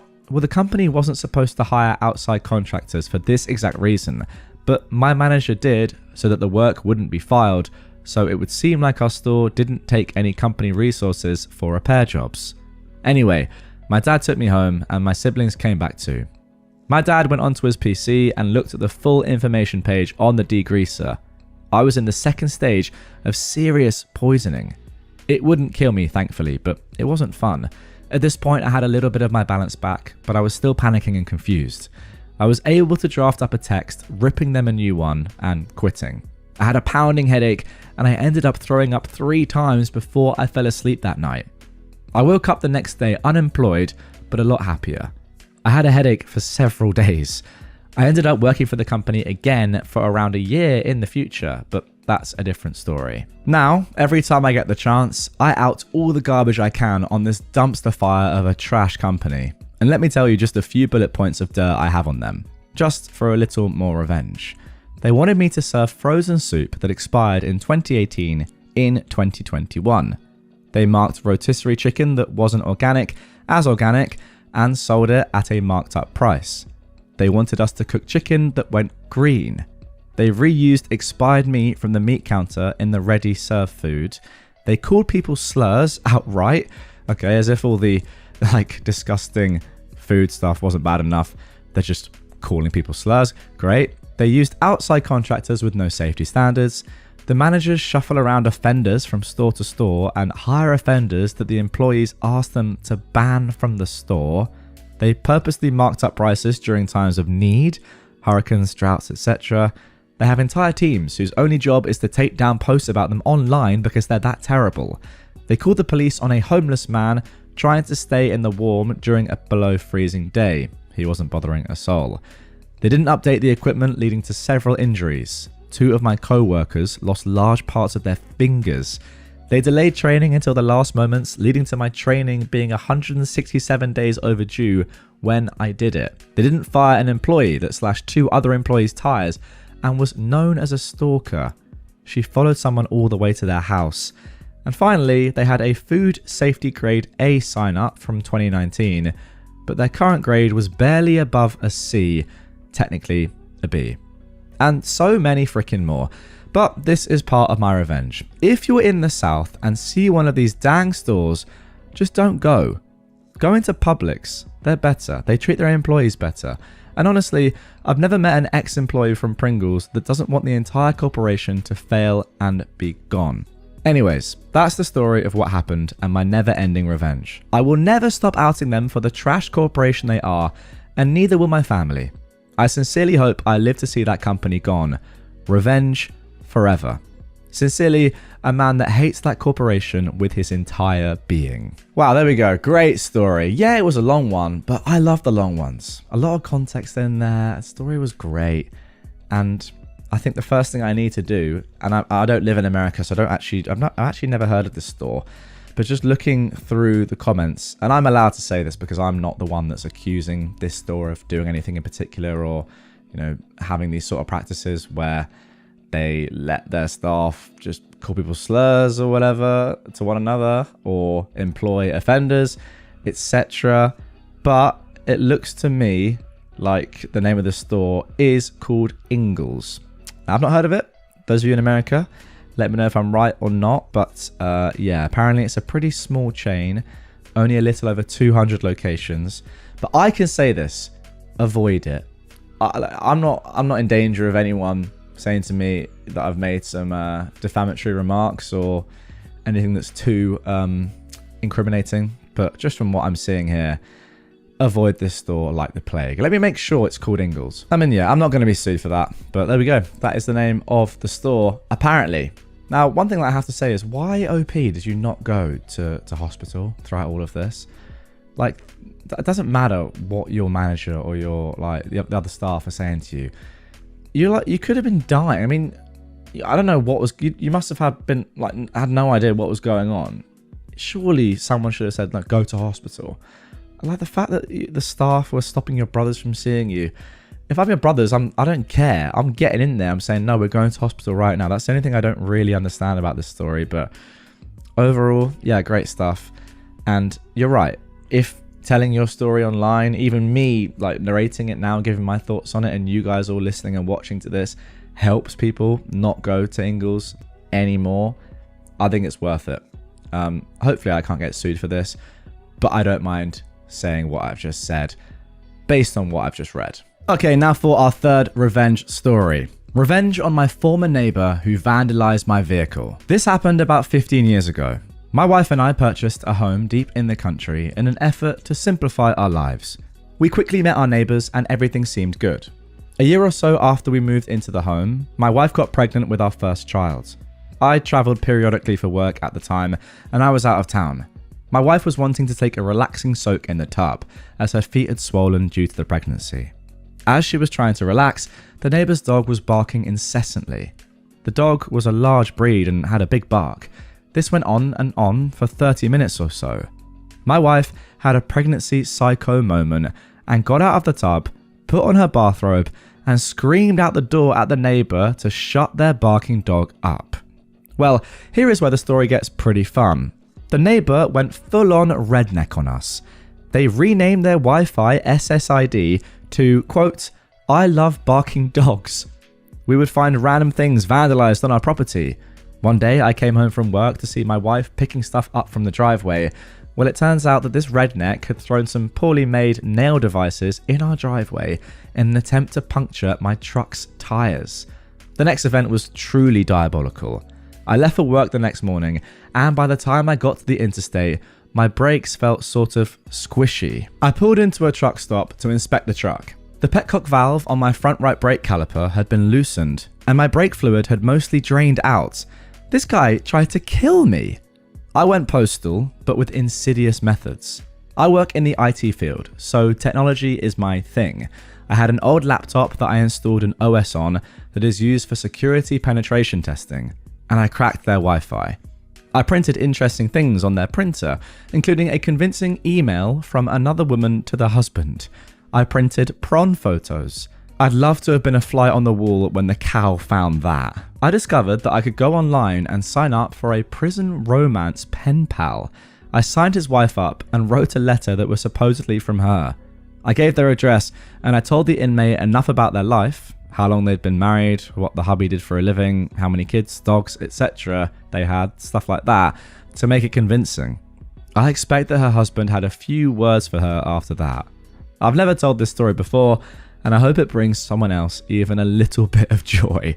That was a funny one. Now, importantly, guys, some of you might be wondering, like me, okay, that's great and all, but did anything actually happen? As in, what were the repercussions? Because this guy has tried to kill you and you haven't gone to the police. So somebody actually asked OP in the comments, okay, but did this actually achieve anything? And OP said, we moved shortly after. I heard they got divorced a couple of years later. So there we go. Sounds like this did have the desired effect. But yeah, crazy, crazy neighbors. This is my fear. I'm actually trying to get a place at the moment, right? And I'm slightly concerned because how do you ever know what your neighbors are going to be like? If you've got people like this next to you, this makes such a difference compared to having, just normal neighbors. You can have the nicest house in the world, be in the nicest place in the world. But if your neighbors are going to be like this and try and kill you, none of that really matters. So maybe I'm thinking of the worst here, but yeah, I wouldn't want to have neighbors like this, that's for sure. However, I suppose if I do, then I'll have some great stories to tell. Now for the final story of this episode. Sent flowers to a, quote, dead ex. I am an 18-year-old guy, and I had an ex who was an 18-year-old girl who I haven't talked to in months. Fast forward to last week, I was talking to a group of friends and her name came up in conversation from a friend of a friend. This friend thought that her and I were still together, and when I explained that we weren't, we continued the conversation about it, and it got me thinking how she's been. Mind you, she went ghost and really made me hurt, but because I'm a very apologetic person, I didn't let it bother me. After the conversation though, I thought I'd reach out and just see how she's doing. So I text her friend, because she's got me blocked, just to see how she's doing. And her friend was all cool about it and the whole thing seemed fine. Until my ex texted my friend, acting like her sister, saying she had died. Little did she know, I remember when she pulled the same stunt with their ex before me. So, the revenge. Me and a group of friends made the 51-minute drive to her house to pay our respects. What we did was we went to a gas station and bought all of their flowers, put them in a basket, and put a card in it marked with our deepest condolences. The card was filled with some of the finest glitter we could find at the dollar store, and off we went to deliver everything. When we get to her house, I told my friends to stay back while I went up and knocked on the door. I set the flowers down on the porch and I walked away. As I'm walking away, however, her dad answered the door and went, "Can I help you?" To which I replied, "I'm sorry for your loss. Her name meant so much to me and it's sad to see her go." In confusion, her dad responded, "She's not dead." As me and the boys leave, her and her friends show up in her car. Then she looks at me and my friends and says, "What are you doing here?" "Well, I thought you died," I replied. Her dad was furious and essentially took all of her freedoms away until summer and actually gave me and my friends each $20 for the inconvenience and gas money. Okay, honestly, who does that? Who jokes about their own death like that? Unless you're 12 and you just have no common sense. But like, ghosting is one thing. Joking about your own death or faking your own death is so dumb. Also, it's so obvious that you're not dead. Like, it's not that hard for someone to work out, oh, are you dead or alive? Like, you don't even have to go to their house. Just go on the internet. It really can't be that hard to know. Also, like, word of mouth. Imagine being her dad. He's probably just like, what are you doing? Like, he's probably sick of her doing this sort of stuff. Probably knows that she's done it before. And that's the reason why he's actually like furious and is like, you know what, guys, thanks for telling me, because this is ridiculous. I'm going to give you all some money because of the inconvenience. And she's not doing anything this summer. Like, it's actually insane. The dad's probably a nice guy. The daughter, Jesus, horrible. Abusive mum had me disowned by entire family and banned from grandfather's funeral. This woman is insane. She has her entire side of the family wrapped around her finger, despite her being completely unhinged and psychopathic. She abused me and my sibling our entire lives, but she got less physical as she aged, and I thought that she'd fixed herself. Turns out, she just got sneaky. She's always telling lies that make herself out to be some victim, and over recent years, she's decided that I'm the one she wants to portray as her abuser since I became vocal about her abuse of me. I cut contact with her a year ago when I found out she was drip feeding my family lies about me. Nasty stuff like she was raising my children because I'd abandoned them. She lived on my street, so she just saw them for a few minutes every other day. She'd been telling the family that I had terrible mental illness and not to bother me, explaining why most of them had barely returned my calls or messages in months. When I told them about my mother's lies, they looked at me like I was having an episode, and no one supported me. My grandfather died a week ago. He was my absolute world, and I'm devastated. Then, a few days ago, I get a call from my mother telling me that I've been disowned and I'm banned from attending the funeral. Her story as to why did not make sense whatsoever, and she flitted between telling me my grandmother must have said I'm disowned because she's mentally ailing, and mentioning that I'd said that my late son was not allowed to be mentioned in the funeral service. This absolutely did not happen. I never said this, to be clear. All of my family have blocked me. They're refusing to answer voicemails, calls, texts, even the door to me. None of them even bothered to contact me to ask what happened, and none of them will hear my side. They just took her at her word that I'm this monster after probably years of groundwork was laid by my mother. I've got no clue what she said or done, but I've done nothing to warrant this. Zero drama, zero negative words crossed. I sent flowers, sympathy cards, called, and gave condolences to everyone just before this kicked off, and everyone was kind and receptive. Unfortunately, I know that she's likely made up some terrible lie, hurting my bereaved elderly grandmother at the time of a most devastating loss, as well as the rest of my family, by stirring up drama in my name that I'm completely innocent of.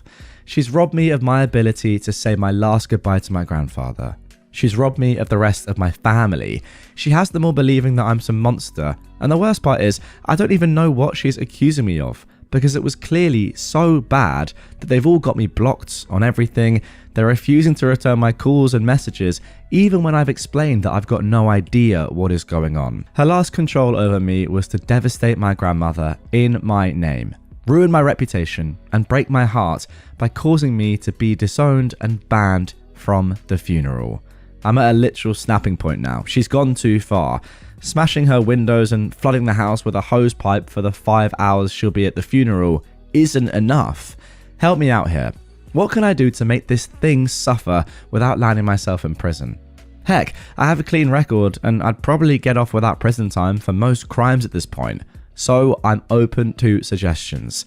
I beg of you, this woman needs comeuppance. Okay, so there we go. That is it for the first post. Now, immediately, guys, I want you to get in the comments down below and let me know what you think in regards to the funeral. Should OP go? We're going to get a funeral update in just a second regarding what happened there. But before we get into that, drop your comments down below. What do you think OP should do? I mean, they've been disowned. I don't know if legally or whatever. They've been banned from the funeral. I'm not entirely sure how. I guess the grandma, right? OP's grandma has now gone along with her mum and said that she's banned. Just crazy, the manipulation that your mum OP has on the entire family. It's absolutely unbelievable. But as I said in the intro, there's a funeral update to come and then another further update. So without further ado, let's get into the first update. I mean, just quickly, it's worth me mentioning, I think you have to go to the funeral. We'll see what happens. But if you don't go to the funeral, it's an absolute disgrace. It's not what your grandfather would have wanted, even though you're banned. Anyway, enough waffle, let's see what happened. Okay then, so here we are, the funeral updates. I went with my friend on copious amounts of anxiety meds.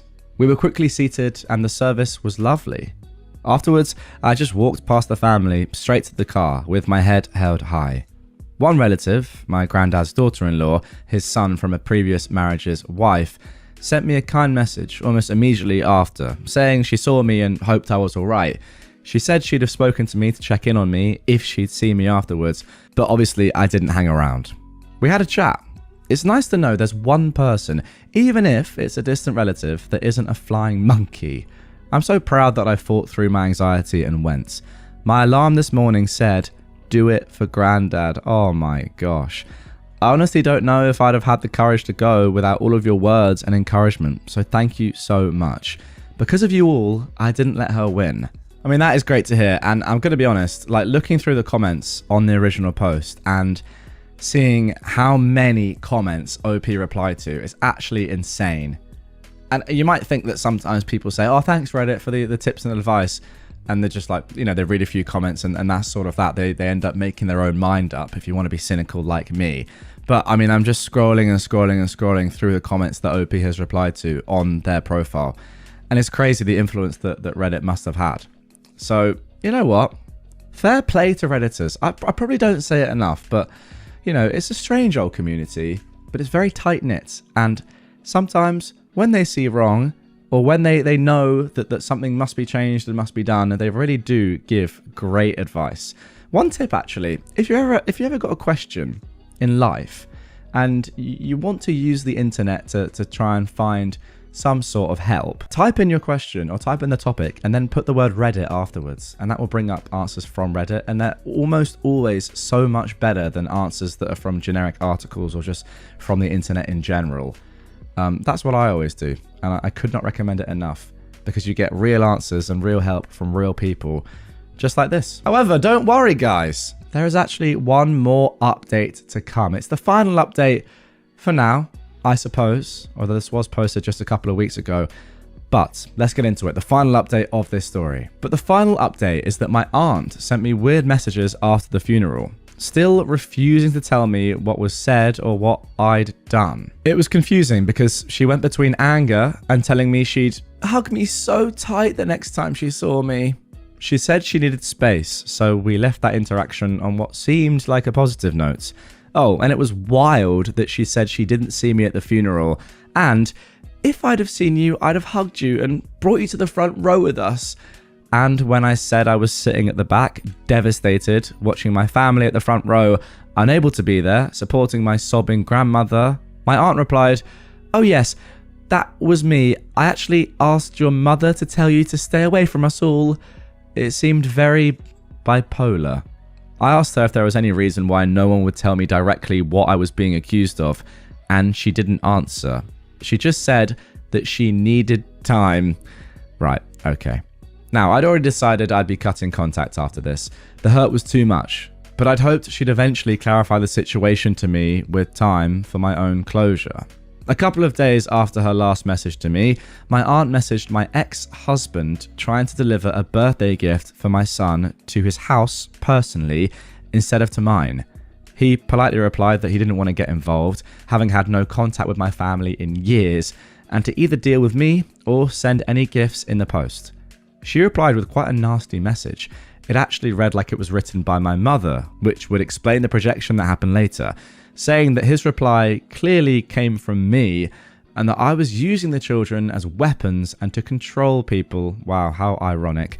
This entire conversation happened while I was blissfully unaware of all of it, having thought my aunt would be in touch soon to speak about what happened and mentioning giving her space. No one had asked me if they could see my children or contacted me personally about birthday gifts for my son. I'd have likely facilitated that for his birthday. but they went through my ex-husband, and when he said he didn't want to be involved with my family, we've been separated now for 5 years, my aunt insulted my ex and me, accused me of generally being a trashy person, said I was manipulating my ex with my version, that maybe there's a reason she won't let you hear our version because it won't be the same as hers. Tell him your version, please. Then I'd actually get to hear what I've done. Again, they were accusing me of horrid things and saying and doing things that I was entirely innocent of. And I knew nothing about it until he sent me the screenshots of their messages, his reply, and my aunt's final response lashing out. It was the last straw. I blocked them all and changed my phone number. I've no idea what's wrong with these people, but I never did find out what I was accused of. I thought my aunt was on her way to being ready to tell me about it soon, and I gave her the space she requested. Then a few days later, she was just spewing vitriol towards me and accusing me of more trash I didn't do and making wild assumptions. Again, all without ever speaking to me. I managed to become the bad guy all over again, and they likely will always believe their version. It's okay, I know mine. It just sucks. It just really cemented it for me that my mother must have been laying the groundwork for this for years, because I've had nothing but polite interactions with the family for years, and this clearly shows a high level of hostility about me and my character. This couldn't have happened overnight, or with just one lie, surely. Yeah, OP, I completely agree, and it just makes it very confusing. I mean, to be honest, I'm confused, and I'm not involved in this story in any way, obviously. So I can't imagine how you feel. Like, imagine, actually put yourself in OP's shoes for a second. Like, I'll try and do it myself. All of a sudden, your entire family is just looking at you shadily, and they're not telling you what's going on. And you're trying to be your normal self with them, but they're being all like weird and standoffish. And then I suppose over the years, you work out that one of them really just detests you. Then you're not allowed to go all of a sudden to your granddad's funeral. I mean, that is mental, by the way. I went to my granddad's funeral, about a year ago now. And I was going to say it was great. It really wasn't great. But you know what I mean? It was lovely to be there. And it meant a lot being there. I can't imagine not being allowed to be there. It'd be ridiculous. Like, sorry, I can't. Wow, it was great. We had a great time. We did. It was lovely. You know what I mean? Okay, be serious for a second. But what I will say is this. Your family, and maybe it's just your mother, but I also put a massive blame on everyone else for just siding with her and not, like, doing their due diligence, reading between the lines and thinking, maybe I should actually qualify these statements that she's making. And again, we have no idea what they are, so it's tough to say what you're being accused of. But yeah, maybe think to yourself, maybe I should actually just think, maybe what I'm hearing is a little bit off. Let me find out the truth, or at least let me find out the other side of the story by speaking to you. But no, you're just going along with your mum. It's strange. And we haven't even talked about the abuse. Mental story, but somehow that's only the first one in this episode. There are 3 more to come. Let's get on to the second. You want us to break up? Fine. My mother-in-law is truly awful. She constantly makes remarks about me not deserving my fiancé. We are a sort of modern couple, with him bringing in 70% of the money and doing about 30% of the household chores, and me vice versa. It's not an exact math, of course, but we're content with the workload and bill division. And that should be that, by the way. That's a great balance. Congrats. Anyway, my mother-in-law thinks that I should do all the chores and calls my job a small part-time gig that I should be happy to do to help out without neglecting my duties. My fiancé disagrees, but going low contact is difficult when his father and his sister-in-law, my brother's wife, and I have gotten so close. So my fiancé, his brother and sister-in-law and I schemed to have me break up with him in front of his mum and just leave a wake of disastrous consequence to show her. Wow, that is so conniving and so good. That is actually unreal. So that's crazy. So let me get this straight. You, your fiancé, his brother, and then his wife, and also your fiancé and his brother's dad are all pranking your fiancé's mum? That is phenomenal. Okay, let's carry on. When she next made a remark at New Year's about it being time for him to find a traditional wife, I said she was right, and I broke it off. She was shocked immediately and tried to walk it back. My fiance had a meltdown begging me to stay while my brother-in-law and his wife instigated by asking my mother-in-law if she was racist. They didn't tell me about this part, but it was funny because she doesn't seem to be racist in any real way. She started to panic as I stormed out, and my fiance moved back home and has been bugging her to do all the things that I do on the daily, cooking and helping him with his New York time puzzles. And by the way, New York time puzzles are elite. And steaming his clothes and claiming she owes him for making me leave.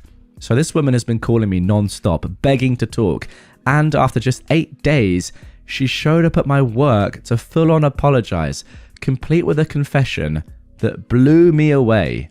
She legit admitted to thinking that I loved him enough to let her say whatever without consequence, and assumed that bugging me would get me to do more for her son so that he could have more time for her and time to relax. He currently works long hours, as owning a home is a goal for us, and though I also work doubles, she thinks that customer service isn't as hard as IT, even though working with the public is super exhausting. Okay, she's dumb then. I would think that customer service is much harder than IT, not knowing much about either sector, but goodness me, one involves working with people all the time, and we all know what people can be like. I mean, evidence this story. The other is IT. Yeah, a bit more technical, sure, but it's IT. Anyway, she cried and begged me to take him back and said he was lazy. When I, in air quotes, reluctantly agreed, she promised to leave me alone, and the next day sent me a gift basket with C's candy in it. My fiance admitted he started to be extra needy to her on purpose after the second day because he missed me and wanted to drive her crazy enough to get her to apologize quick. What a phenomenal story. I mean, this is just a phenomenal story. After the severity of the first one, to get a story like this as the second is just so good. Like, I just love that everyone bought into it so much. Your fiance even moving back in fully to sell this. It's just like, it's so good. Imagine the mum just being like, oh my God, what have I done? I have ruined my son's life and also my son's ex's life for what? Just because I wanted my son to have a bit more free time? Like, she must not have slept for this period of time. Crazy. Absolutely crazy. So good. Now, I don't know about C's candy. I looked it up just to see if it was an actual thing. Pun not intended and not a pun. Apparently, it's a quite a nice candy. Somebody said in the comments, you know it's serious when C's candy gets involved.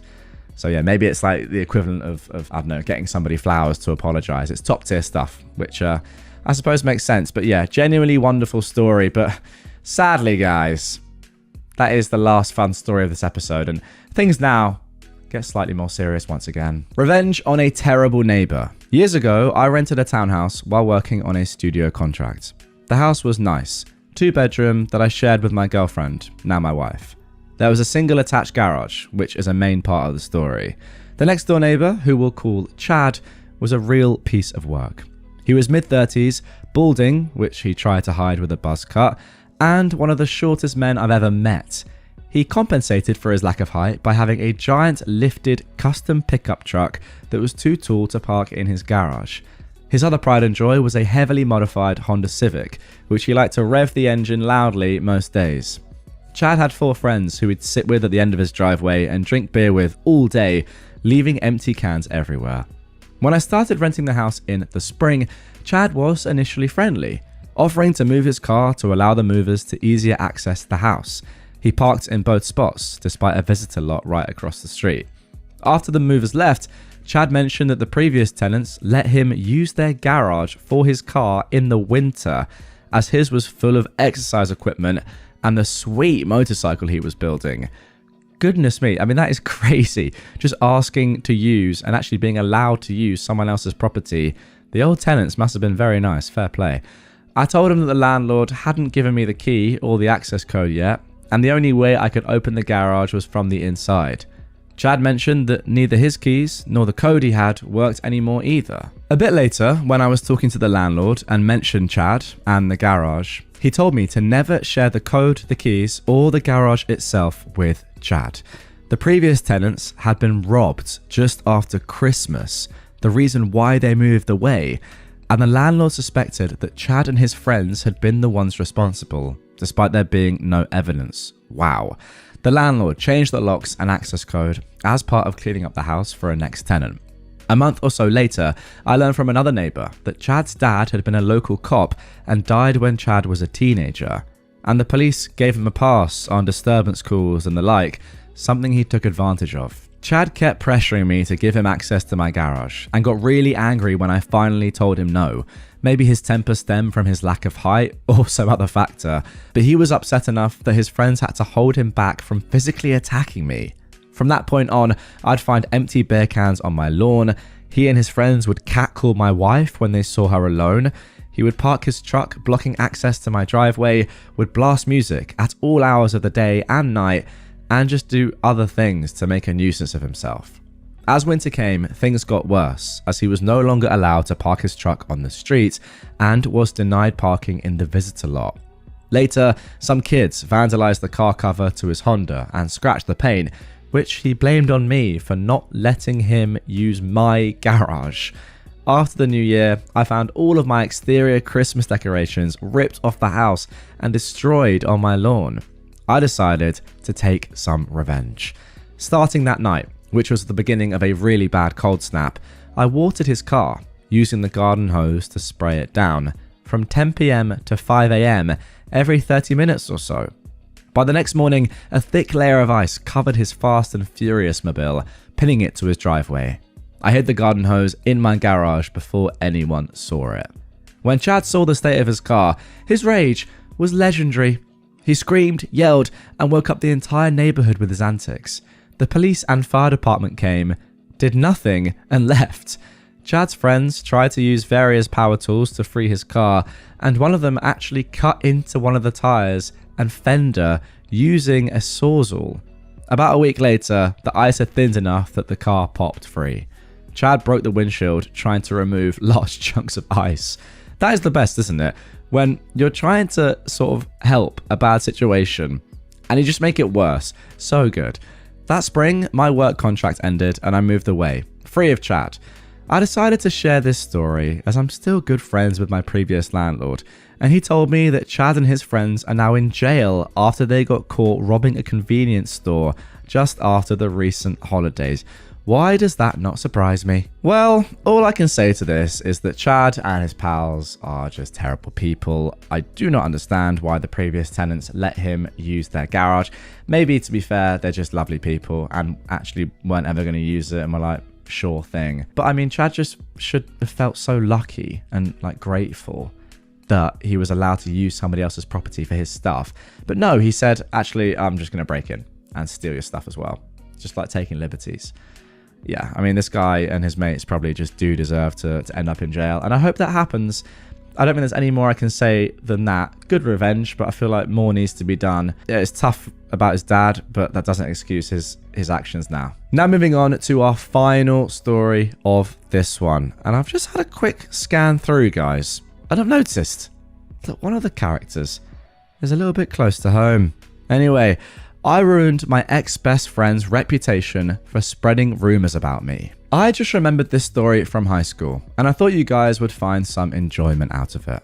When I was a sophomore in high school, my best friend of 5 years, let's call her Sarah, blocked me on everything and refused to acknowledge my presence. When I tried to talk to her, she would immediately walk away. If I was speaking in class, she'd put her head down and cover her ears. When I had mutual friends ask her if I did something wrong, she would just say, I just got tired of her. She's annoying and loud.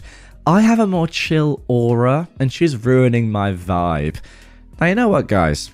When somebody says they have a chill aura, 99% of the time, it definitely means they have a chill aura. Not embarrassing. I mean, not one of the most embarrassing things you could possibly say about yourself ever. Humility. Yeah? Learn some, Sarah. Anyway, let's carry on. Her other reasons for cutting me off, according to mutual friends, were 1. I was too clingy for always expecting to sit next to her at lunch. 2. I was too needy for wanting to call her after school once or twice a week.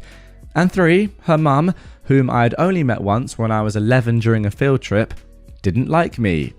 I was heartbroken, but I accepted her choice. I'm not going to beg for someone to love me if they do not want to.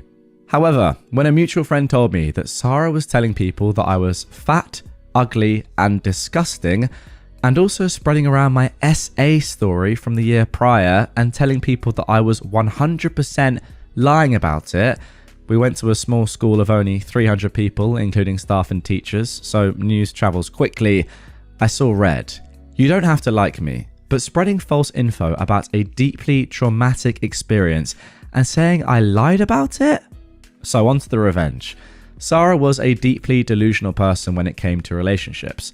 In freshman year of high school, she had a huge crush on our 25-year-old married English teacher.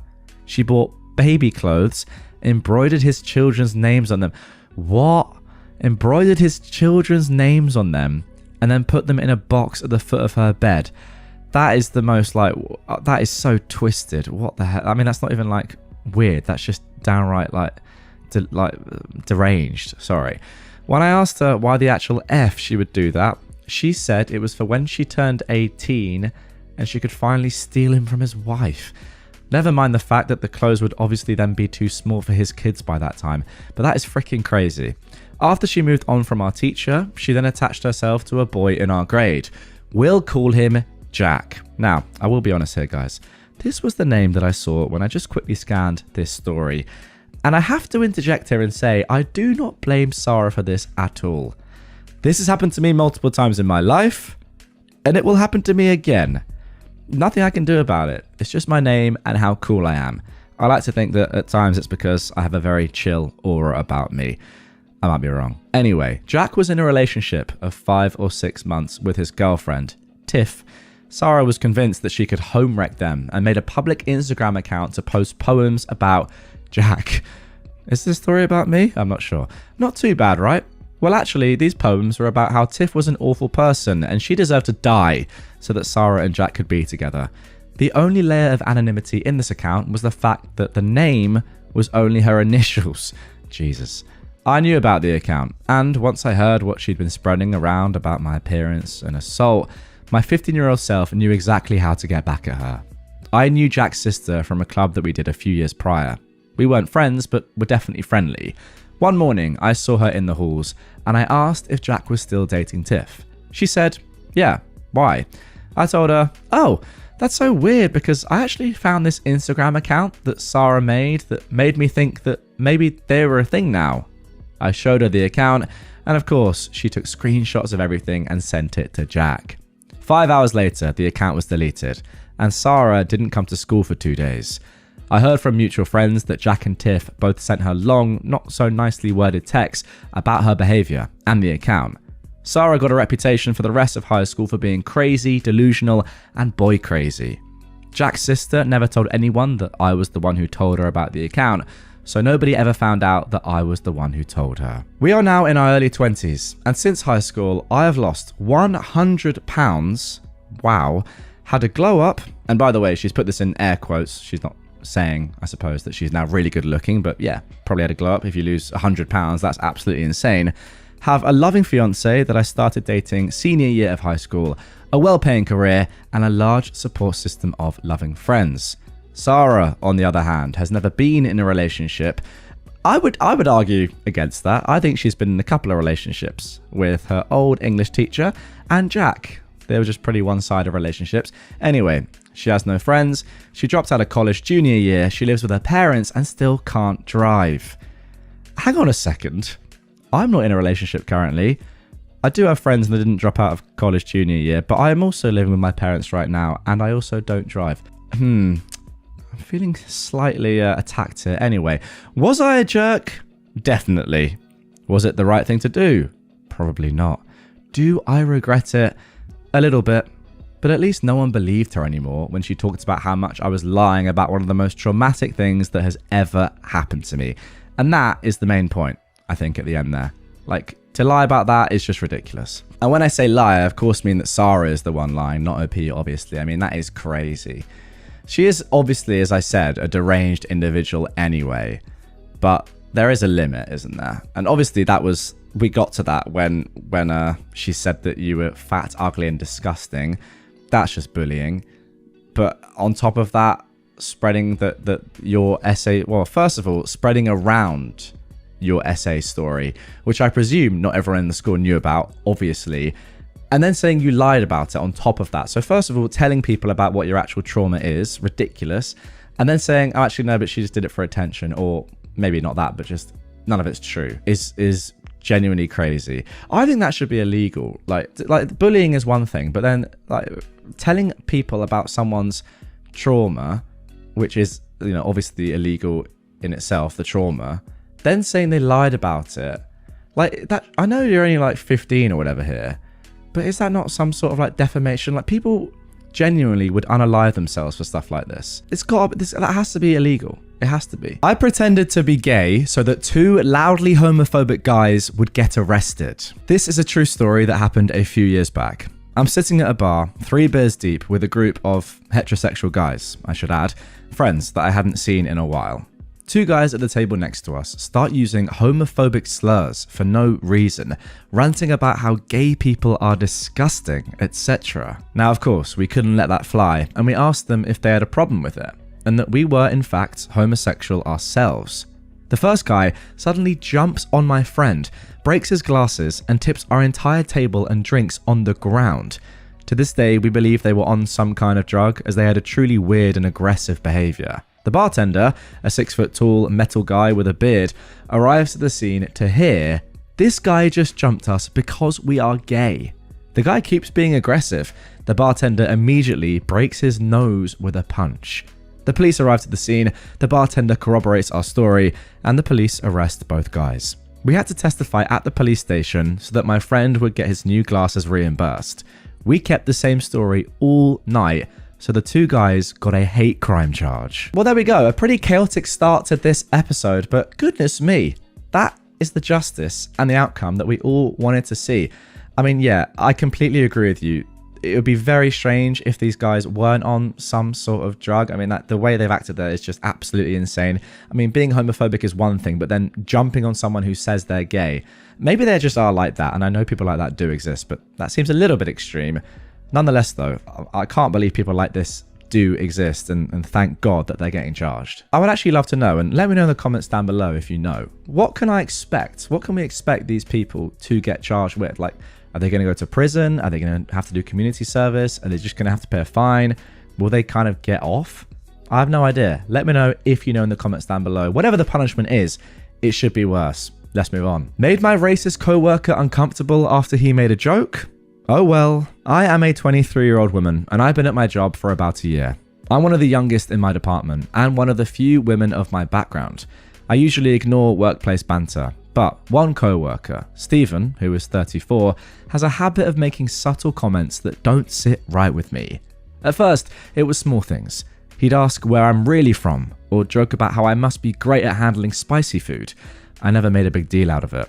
But last week at lunch, he decides that apparently I am lucky they probably needed to hit their diversity quota. I'm guessing he always does this sort of thing, because everyone let out a good old chuckle. I almost hesitated, then I let it go, and I said, maybe, but it's crazy how I got promoted so fast, whilst you've been in the same role for like 10 years? Maybe they have a quota for that, too.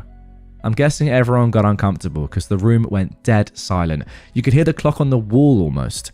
Stephen looked at me like a kicked dog and said that he was just joking. I didn't really care to hear it, so I just smiled.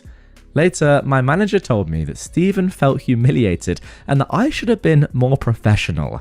I said I responded the same way he spoke to me. Yeah, Stephen, feeling humiliated, and you should be more professional in the office. Look in the mirror, mate. Go into the gents and look in the mirror. What are we doing here? Stephen said that he was just joking with you. Well, why didn't you just say to him, I'm just joking with you, man. How do you like it? Ridiculous. Absolutely ridiculous. Also, it's not really that he's just joking, is it? Because it's just racist, like, or xenophobic. I don't know exactly what your background is, but I can probably guess from what he's saying about, you know, where are you really from and handling spicy food, that it is just disgustingly racist. So it's not even joking in the first place. It's just racist.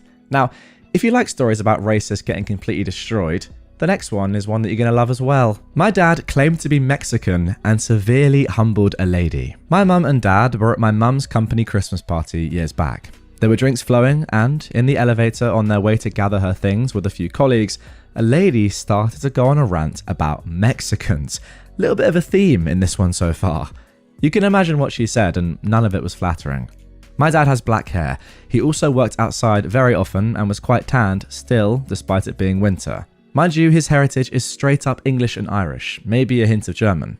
He listens to her rant while the elevator moves, and just before they got off, turns and says, "My dad is Mexican." This lady went dead white and stumbled over herself trying to apologize. She proceeded to apologize to my mother for about 6 months. Every person in the elevator, aside from this lady, knew that my dad was not at all Mexican. Some of them were though, so all of them refrained from telling her that he lied. She ended up leaving the company, believing that she'd mortally offended her co-workers, actually supervisors, if I remember correctly, husband, with her racist ranting. And I hope she thought twice before she opened her mouth again. I don't think she should have had to leave the company there, guys. I think she should have been fired. I'm sorry. Doesn't matter if anyone's Mexican or not. Someone should have reported her. That's crazy. Now, what's great is that people in the comments here are saying, as a Mexican, your dad is officially an honorary Mexican now.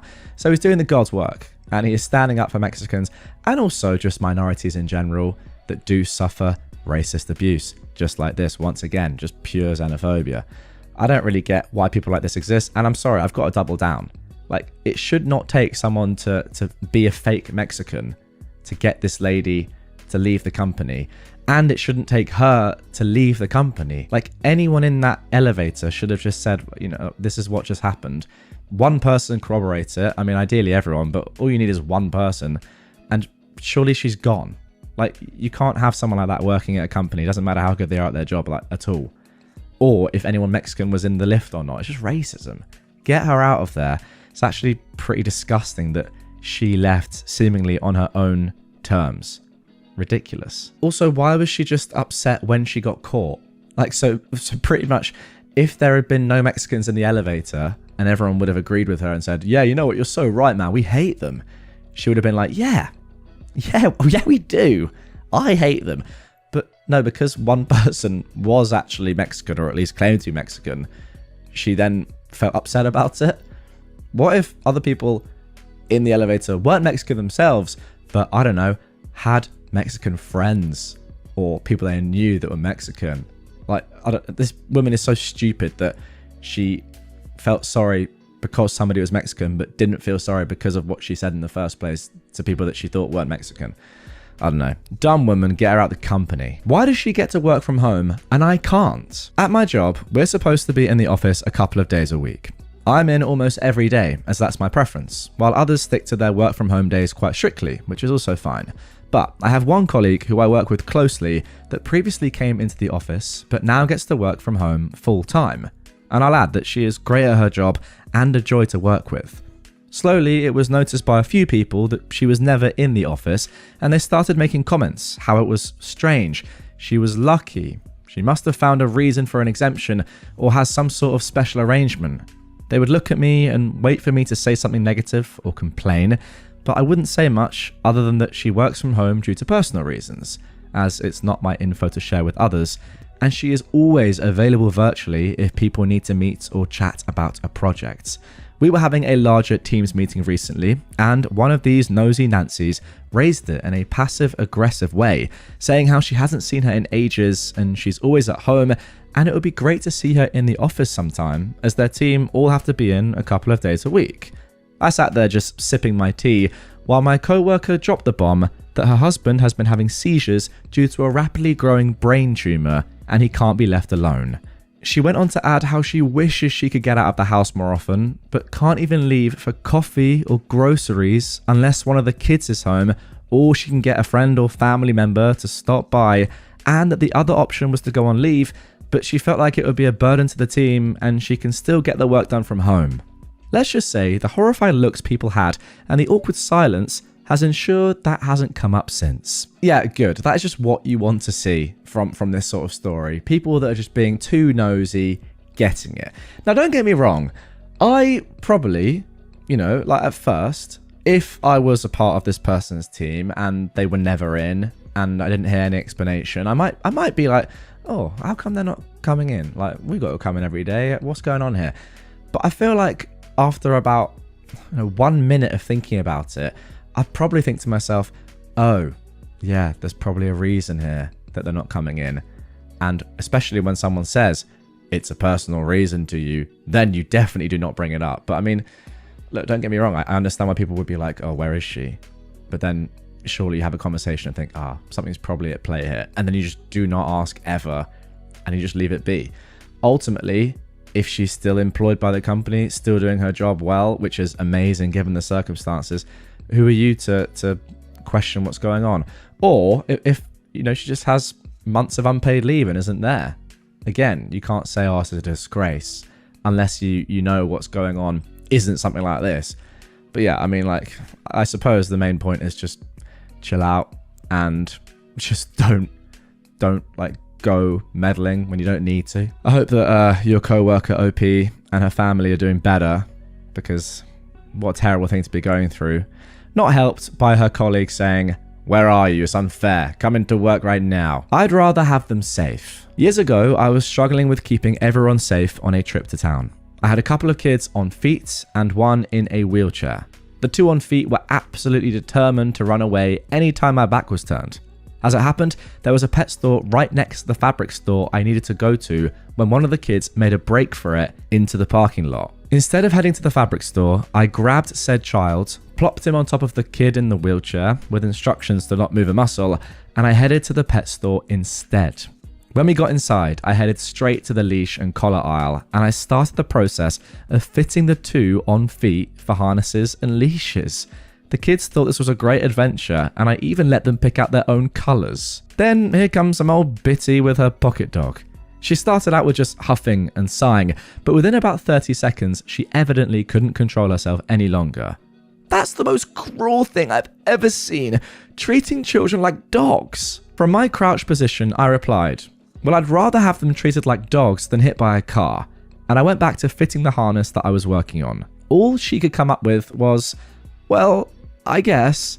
The kids got their harnesses and leashes. I got my fabric. Nobody got hurt. Later on, when we went to Disney, we had people stopping us and offering up to $100 for the harnesses.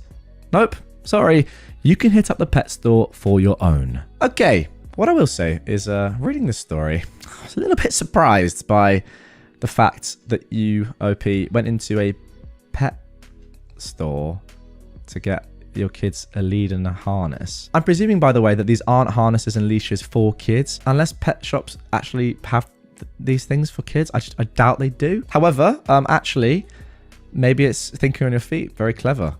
And as you can see by the people in Disney who were probably like, whoa, that's a good idea. You've done well. I just can't get over the fact that your kids are wearing dog harnesses. Again, I might be wrong. If pet shops do have harnesses and leads for kids, I'm pretty confident they don't, because clues sort of in the name of the shop. But anyway, I completely agree with you. Like, it's better that they're safe. However, I would think it's a bit strange, like, that they're just knocking about in a dog harness. Now, if they were in like a normal kids harness, I would say 100% yes. And I have absolutely nothing against kids wearing harnesses with a lead on. You know, it's not like the best thing to see, because you'd be like, oh, well, they're human. It's not ideal. But also, they are a young child who could easily just run into a road and die. So yes, I completely agree with you. I'd rather have them safe as well. However, this woman, I mean, I honestly, I can't like say she's like completely in the wrong, because like, imagine you're just walking along and you see two kids in dog harnesses with a leash. Again, they might not be dog harnesses. I'm happy to hold my hands up if they're not. But I'd be like, okay, what's going on here? So this is probably the one story that I've read so far where I'm a bit more like, well, whatever. You know what? Let me just look this up, right? Leash and collar pet store for kids. It's like, do they do that? They can't. No, it's all pet collars. I'm not being an idiot here, am I? I guess a kid could wear... This is the thing. Actually, like, is a dog harness... Would it not fit on a kid? I mean, it's pretty similar. You just put your arms through it. Maybe I take it back somewhat. Maybe it wouldn't look that weird. And also, I have to remember this. The kid doesn't have to walk on all fours like a dog. It's a great point there. Anyway, let's move on to the next story. Another post reminded me of my blind friend's story about getting her eyes examined. A friend of mine is blind blind, like both eyes removed as a toddler with no memory of vision blind. She has prosthetic eyes for both appearance and maintaining the sockets. I'm not exactly sure what it means, but apparently it can cause problems not having orbs in the orbital sockets. She told me the story of how once she went into her eye doctor, obviously to check on her sockets and other anatomy, not her eyes, and the new to her assistant that checked her in asked her to do a routine vision check. I'm completely blind, she told the assistant. Oh, we know, but just so we can get a proper exam of your eyes, we need a record of your vision. My friend kept insisting she was so very, very blind. The assistant kept insisting they needed the exam to check on her eyes. Finally, fed up, my friend popped out one of her prosthetic eyes and held it out to the assistant and said, "Here, now you can examine it all you want." The doctor was apparently apologetic. I asked why her guide dog wasn't a giveaway. She hadn't brought her as it was just easier to have her husband take her. I don't know how her needing the assistant to guide her to the room wasn't a hint, but well, I guess she figured it out eventually. Now this sort of story I do not get at all, because I would feel like as soon as like you go in to an optometrist or whatever they're called, I've forgotten the word, and you check in or whatever and you say, yeah, I've got an appointment, then they ask for your name, and then surely immediately your information comes up with the fact that you are blind and you have 2 prosthetic eyes. So the assistant knows that. If you're brand new and your prosthetics are really good and you say, I'm blind, and you don't actually actively explain, like, I have 2 prosthetic eyes, I don't really, like, the assistant can just say what she said and that's all right. Like, you haven't actually, like, when you say you're completely blind, I don't know. I kind of get it from the assistant. Like, she might be like, well, we'll just do an examination for other reasons of your eye, etc., etc. Because completely blind, I mean, that is like, completely is a subjective word when someone is telling it to you. However, if you just said to them, I have 2 prosthetic eyes, then she would have been like, okay, well, obviously you can't see. However, I feel like it should have just been on your records anyway. The eye test itself would have been very funny, and I kind of feel like you should have just gone through with it and just taken the mick. Like, imagine the person or the assistant or the whatever, the doctor saying, you know, read me the line, that 3rd line on the chart as far down as you can. And you go, what chart? And they're like, the one on the wall. What wall? The one in this room. What room? I don't even know where I am, because that is how blindness works. I mean, I'm not being an idiot, but I do feel like the assistant asking for just a basic vision test, and again, unless she has the information on her screen in front of her, which she should have done, isn't that crazy of a suggestion? Like, if someone said to me, I'm deaf, completely deaf, and I said, okay, let's do a hearing test, that's not that stupid, because we could be checking for other things at the same time, or like pressure, etc., etc. I'm not trying to let the assistant off. I just think that without the information of I have 2 prosthetic eyes, which you didn't actually say, according to this, it's not the most crazy thing ever. I know you guys would disagree with me on that, and that's fine. I just feel like, just say I've got 2 prosthetic eyes. There you go. Now for our final story of this one. Unsolicited family planning advice didn't get him an answer he liked. A couple of months ago, I went out to visit my parents and some family for the holidays. I took an evening to go and visit my aunt and her husband during our trip. Now, I love my aunt's husband. He's a fantastic and loving dad and grandfather, and has always been one of my favourite people. He's pretty solid in his religious faith, but it translates into love, and he supports their family in a way that I've always been envious of. Both my kids are unplanned, having been told before the first that I couldn't have kids, and then my youngest is here despite 3 birth control methods failing, including a condom, Plan B, and a month of the patch. We had another pregnancy less than a year after my youngest was born from failed birth control that I terminated, and my partner went for a vasectomy a month after that. My partner and I currently pay more in daycare than our mortgage, and our oldest also has an autoimmune condition. We have no familial support system. We're just barely making it financially and mentally, so we have decided that our youngest is definitely our last. During this visit, my aunt took my oldest to go work on her Lego advent calendar, while I chatted with her husband, Paul, in the living room, and my toddler played with the dogs. We discussed how cute my little one was, and Paul asked if we were having any more. Now, all my family knows how my last pregnancy ended. I'm not ashamed of it, so he actually already knew this before asking.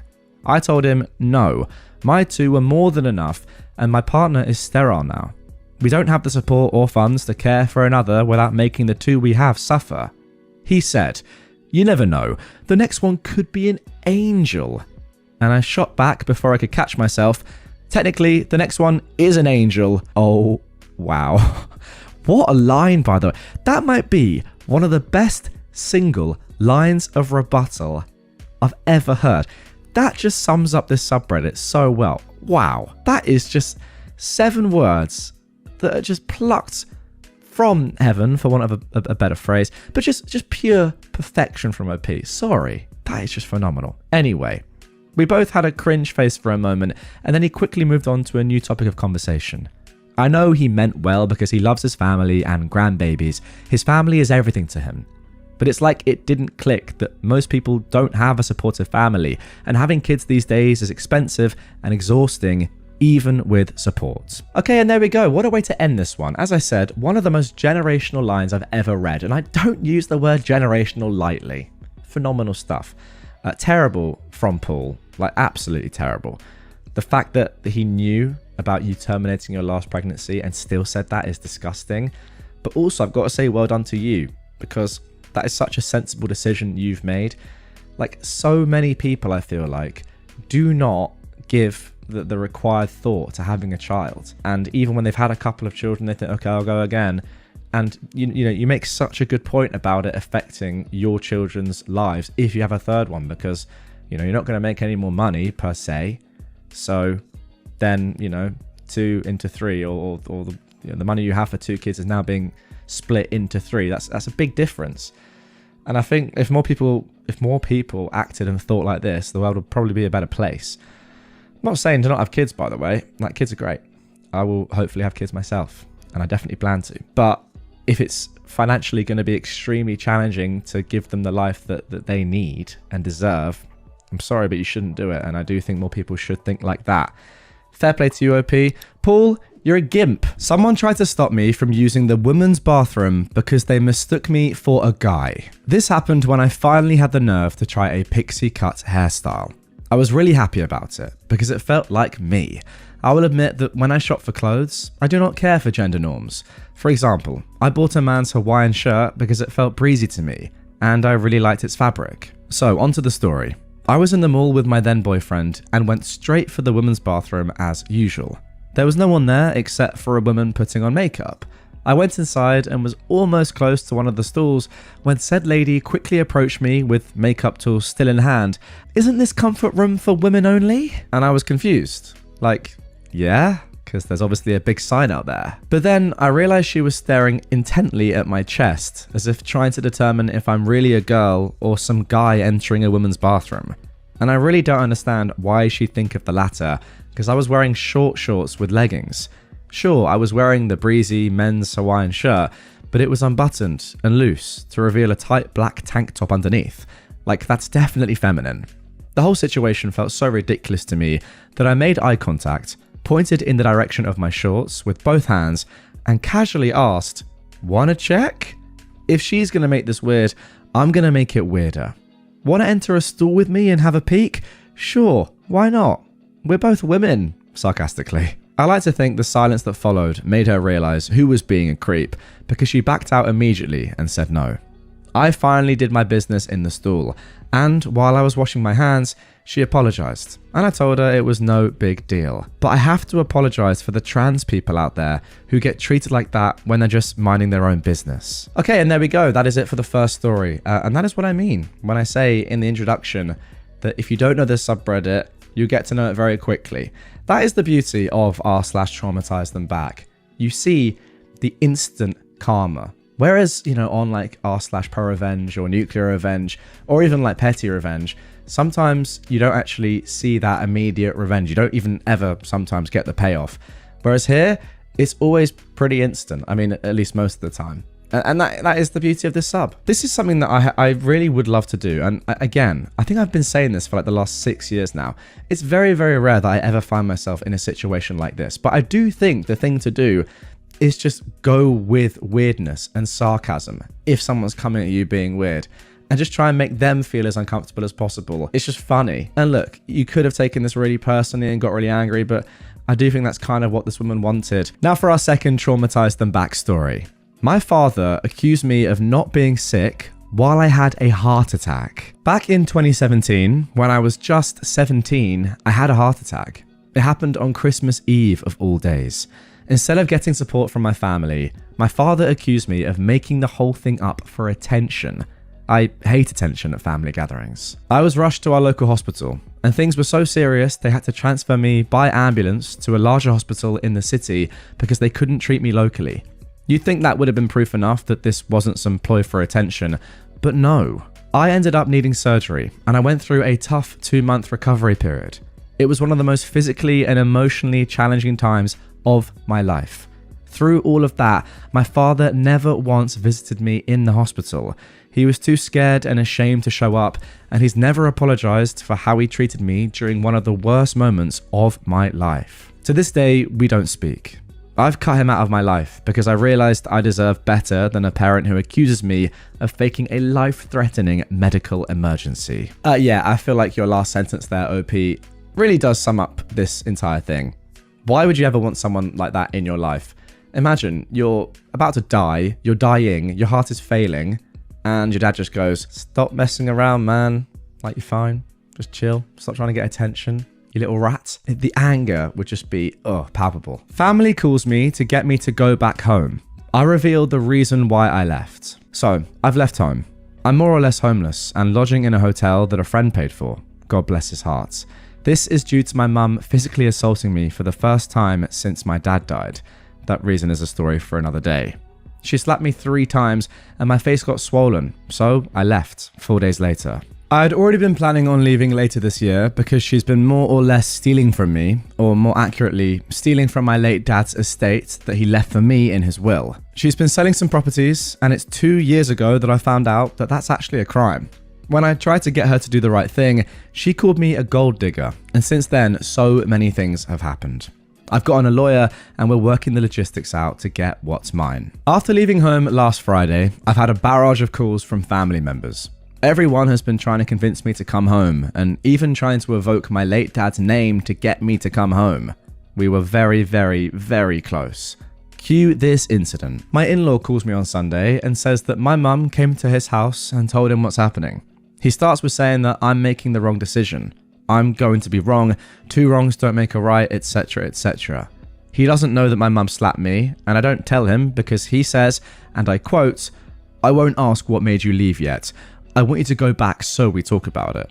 He keeps on saying that the path I'm on is wrong, and so many people who have gone on the path I'm on didn't have it ending well for them. All I try to say falls on deaf ears. And since we're Muslim, he starts quoting hadiths to support him and me going back. After he's done going on a tangent and I finally get the chance to speak, I tell him that I'm thanking him for the concern. And even though I'm not ready to tell him the full story, I just want him to know that the main reason I've left is because my mum is stealing from an orphan. Now, in my religion, when your dad dies, you're classified as an orphan. So I was letting him know that my mum was stealing from me. And in our religion, stealing from an orphan gives you an automatic and cemented ticket to hell. As you guessed it, he decided to actually listen now. He stopped trying to guilt me to going home. After I gave him a summarized version of events, he starts saying we need to talk to my mum, I need to tell the family, etc. Promptly forgetting his mission to get me to go back home. I felt very satisfied when he apologized and said he's sorry I'm going through that and we need to rectify it, so I should update him on whatever happens next. Safe to say he hasn't called me since. And since that experience, any other family member who calls, I just let them know that she's stealing from me, and each and every one of them stops asking me to go back home. Now everyone knows, or will eventually, I guess. In all this, it seems my mum didn't expect me to leave home, and she's been very remorseful and worried, but it's a little too late for that, I guess. Sometimes, it's just not fair, is it? Why have you lost your father when you were so close to him, but not your mum, who just treats you so horribly and is just a genuinely horrible person? It's just like, I don't know, it's just tough, isn't it?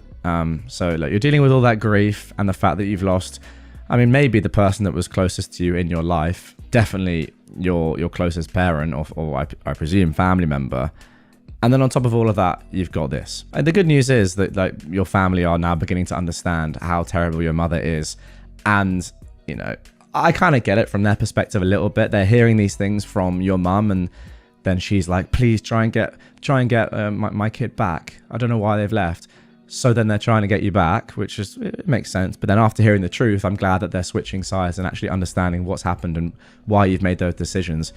So yeah, again, like the main point is it's just a very, very sad situation. Now for our fourth story. And if you thought, guys, for one quick, cheeky second that the stories, you know, after the first, second or third we're going to get a little bit more tame or sort of filler just, you know, to flesh out the episode, then how about this for a title?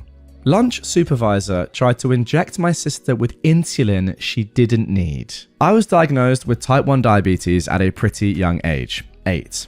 I'm actually really lucky that I was able to have such a good support system during my primary school years. All my teachers knew that I had diabetes, as well as the lunch ladies and the lunch supervisors. And they never really treated me differently, apart from being concerned for me sometimes. This actually concerns a lunch supervisor who me and my sister, suspect to be kind of racist, and it happened a few months, around 5, after I got diagnosed. For context, we are black, and when we were younger, me and my sister, who I'll call Brenda for clarity, were pretty much identical, despite the fact that she was a year younger than me. It got to a point that relatives used to remark that people could almost mistake us for twins. Now at school that wasn't really a problem because we used to act very differently.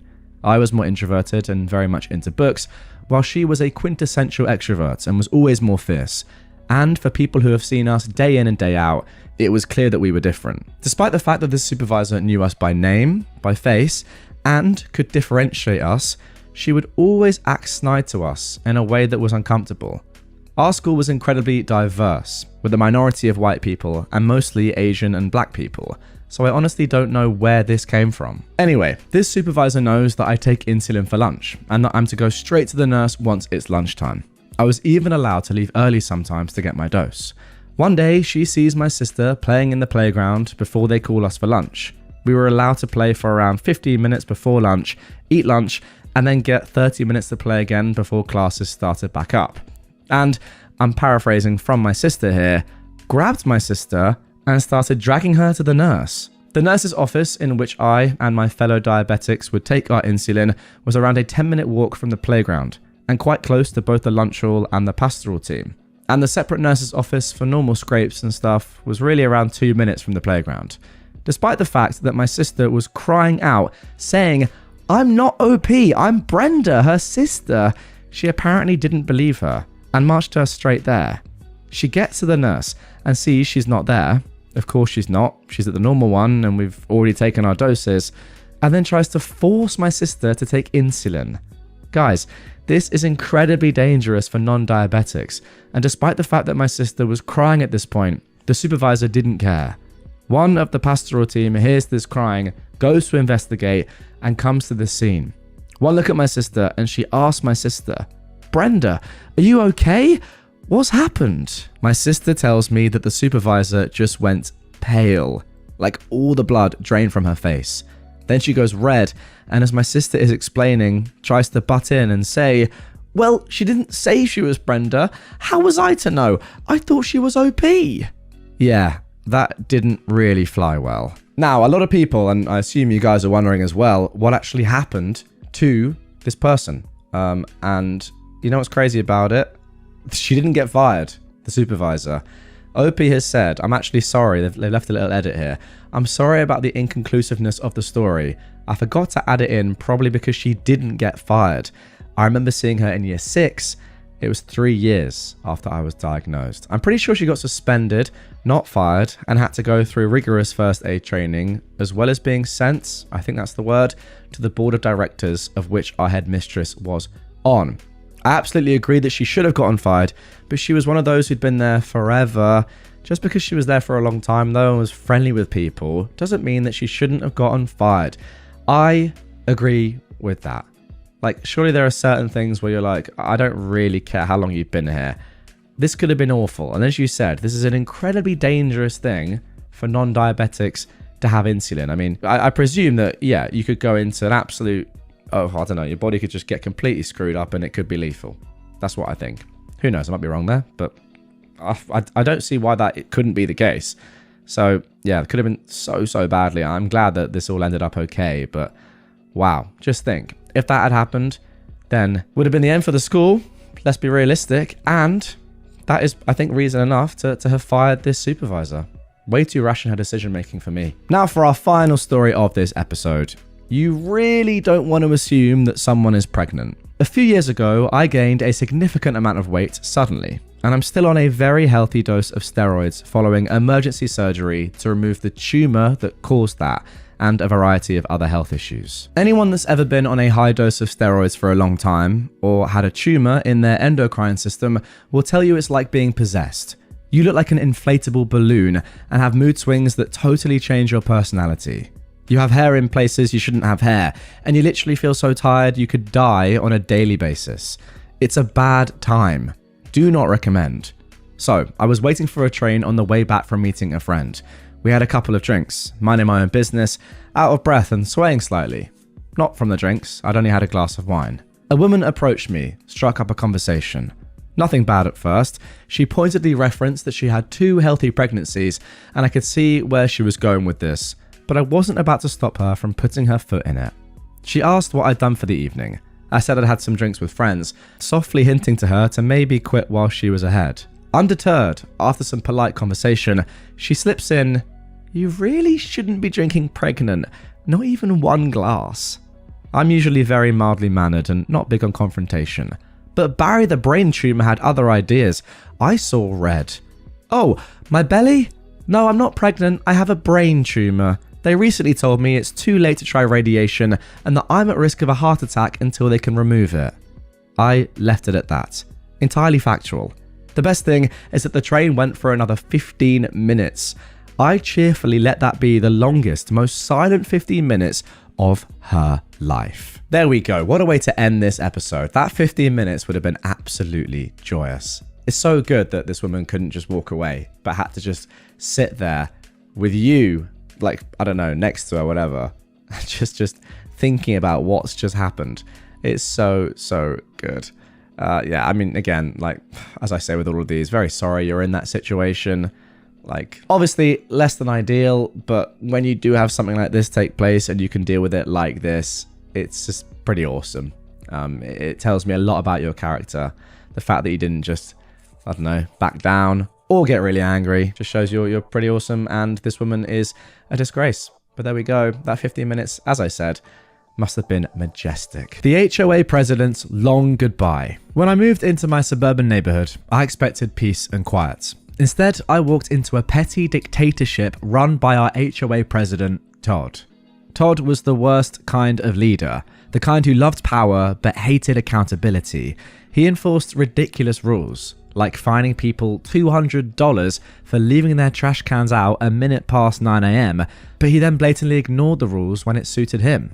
His own yard was a mess of unpermitted structures, and his fence was taller than allowed by city ordinances. But Todd's true sin?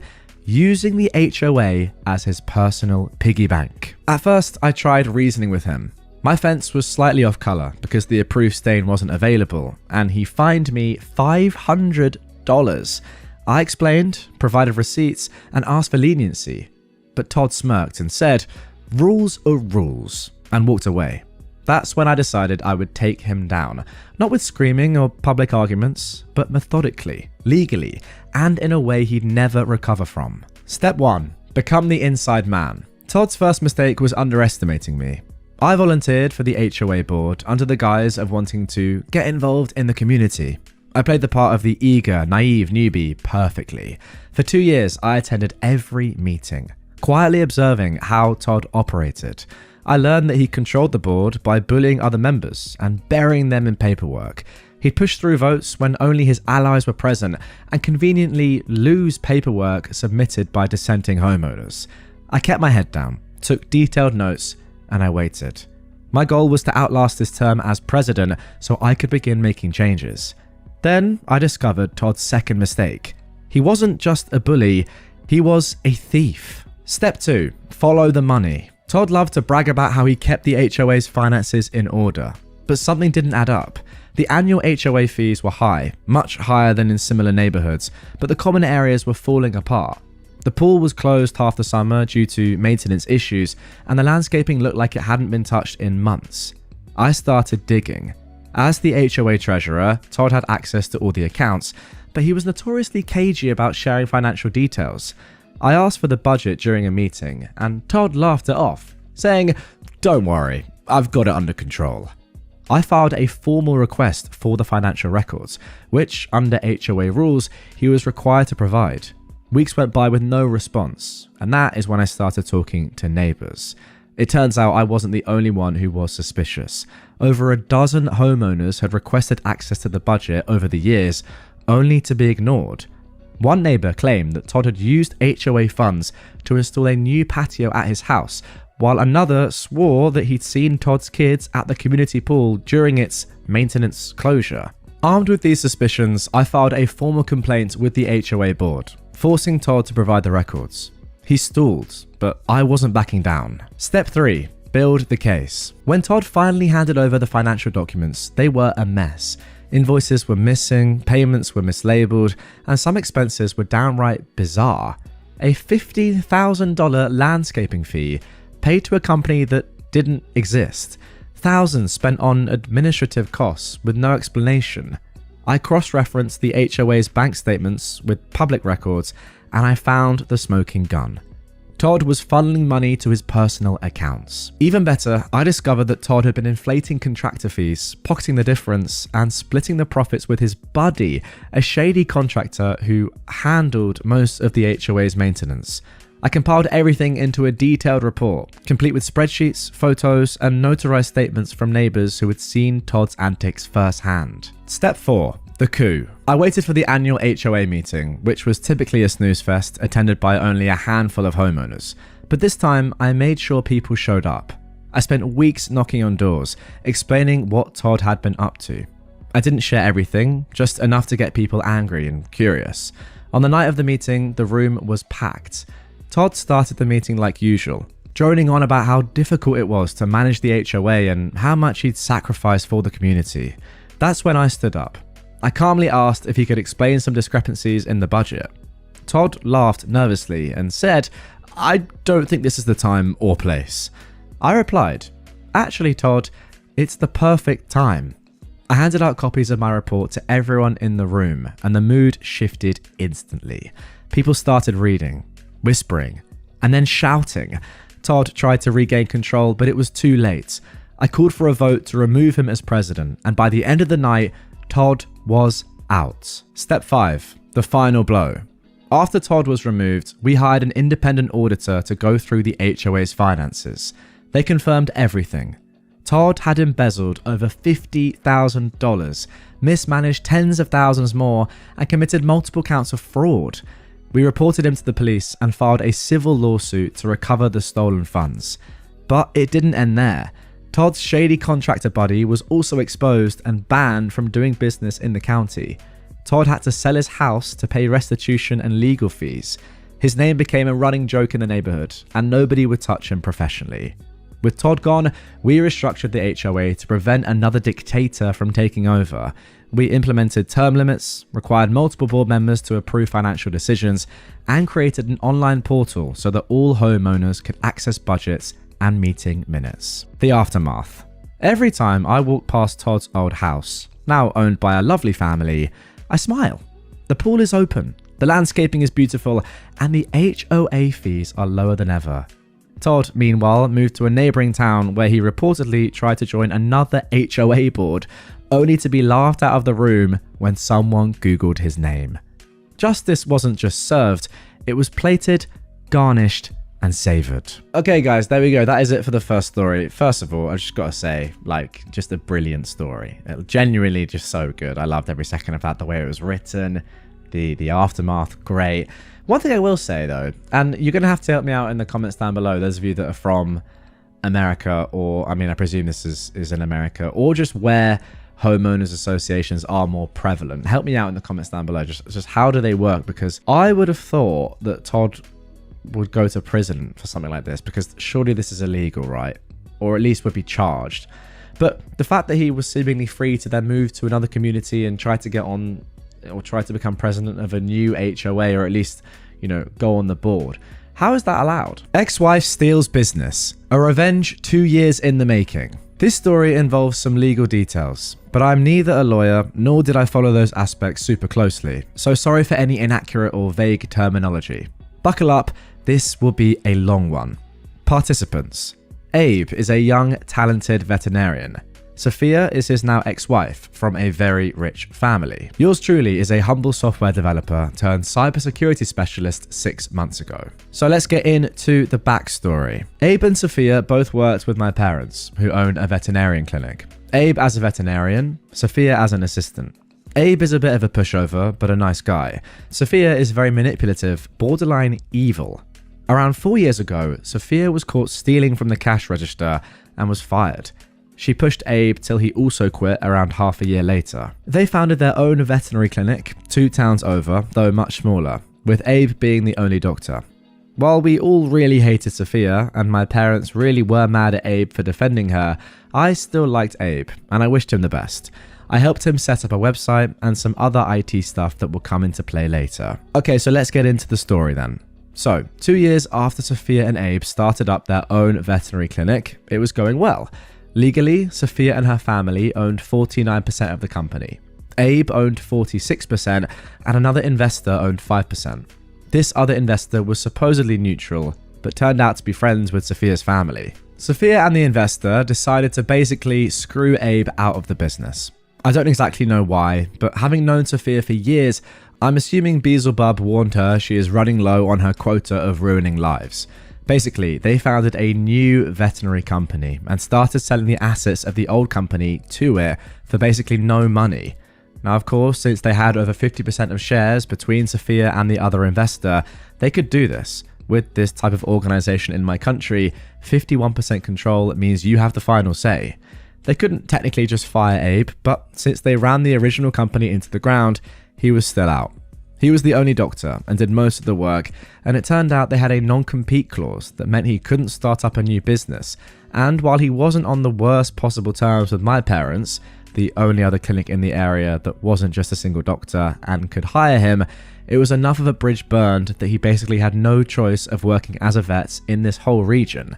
So, Abe was left with no job, and all the money he invested into his company was effectively stolen. Oh, and they also tried to screw me out of payment for making them some functionality for the clinic's website that let people reserve time slots and receive veterinarians' notes online, and also for setting up their company emails. So then, the actual revenge. So, Abe was out of luck, and I was out having a drink with him to cheer him up, when the topic turned to who the new veterinarian would be to do the actual work. I'm not insinuating that vet assistants don't do actual work. Sophie specifically doesn't. She is actually afraid of dogs and won't hold them. Abe did all the management stuff on the website and ordering medical stuff, even the cleaning. We had no clue, but I was a tad peed, both up and off, so I decided to check if they removed my access to all the IT stuff when we yelled at each other over payment. They didn't. And they didn't change the company email address's password either. We decided to snoop, which was technically barely not illegal, since Abe was part of the company for like 2 more weeks at the time. And this was an overall company email, not Sophie's. We found 3 applicants, all of whom we immediately and very, very rudely rejected. Veterinary medicine is a small world in this country, so good luck with finding another doctor. The actual nuclear part, however, came 2 years later, when Abe was already in the middle of a very long court battle. Since, as you can imagine, what Sophie and the investor did is not exactly 100% legal.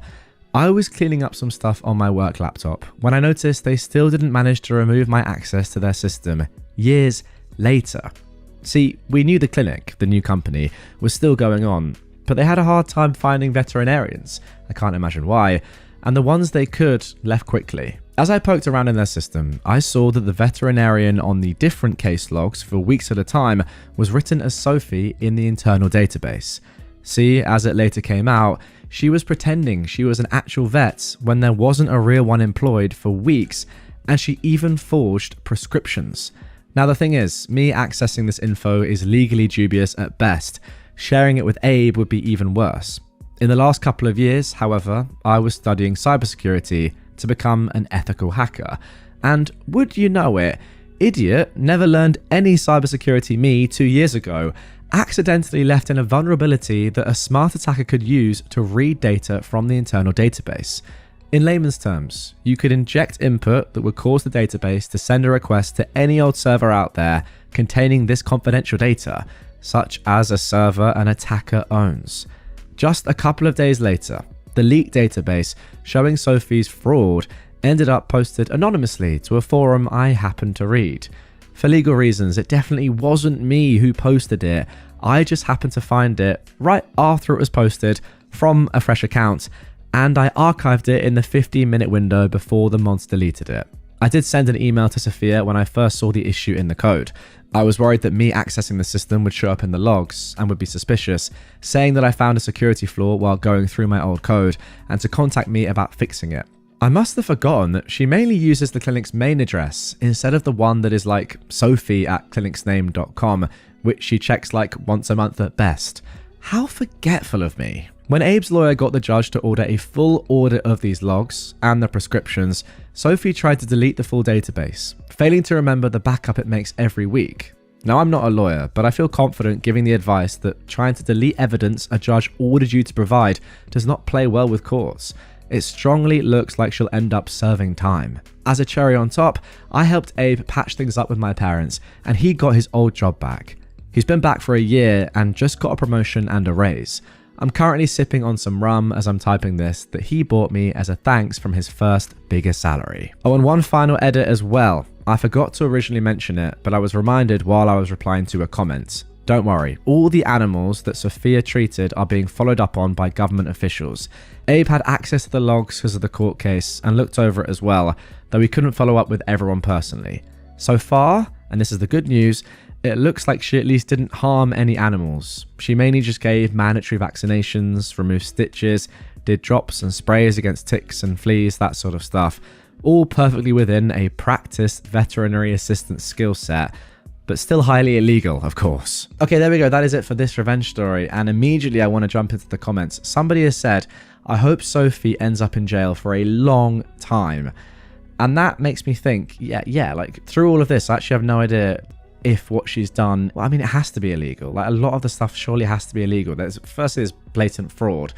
But secondly, like the actual like what she did with the company herself, just taking all the money out of it, forcing Abe to leave his job, etc. I get that you have the control of the business, but surely there are laws that mean, okay, I've got 51% control of a business, now I can just completely destroy it and sack all the staff and just, you know, cause them massive trouble, etc, etc. I don't know. Anyway, OP replied to that comment about hoping that Sophie gets jail time, saying, last I heard, the company stuff that they did to Abe is illegal, but it would probably end in just a fine and maybe the non-compete being invalid. But then they move on to talking about obviously the vet stuff, which is, yeah, potentially very dangerous. I mean, I know the edit is good in the sense that it sounds like nothing bad happened to the animals.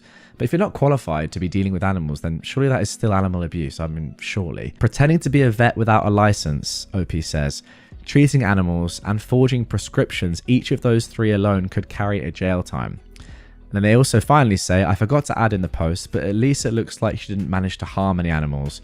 Okay, this is what they then added as an edit at the end. But yeah, still illegal as anything. But there we go.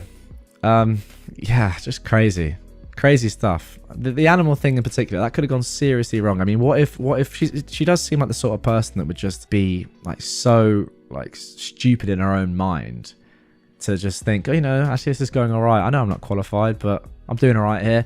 Let's just go one step further and start, like actually diagnosing animals, like doing operations, that sort of stuff. I don't care. I'll do it. Like I'm breaking the law anyway. Who cares? But thankfully, it seems as if it didn't get to that point. Crazy stuff nonetheless. And, you know, ultimately, we don't know if there was no harm done to animals. Maybe we'll get an update on this and see. I just really hope that nothing happened. Neighbor ruined my garden. I turned his yard into a swamp. Get ready for a wild ride, folks. This is the story of how my battle with a neighbor over my beloved garden led me to transform his pristine yard into a swamp, and in the process, I became a local legend. It all started when I moved into a new house, which came with a small but charming garden. Gardening quickly became my passion, and I spent months turning that space into a blooming paradise full of flowers and a few veggies.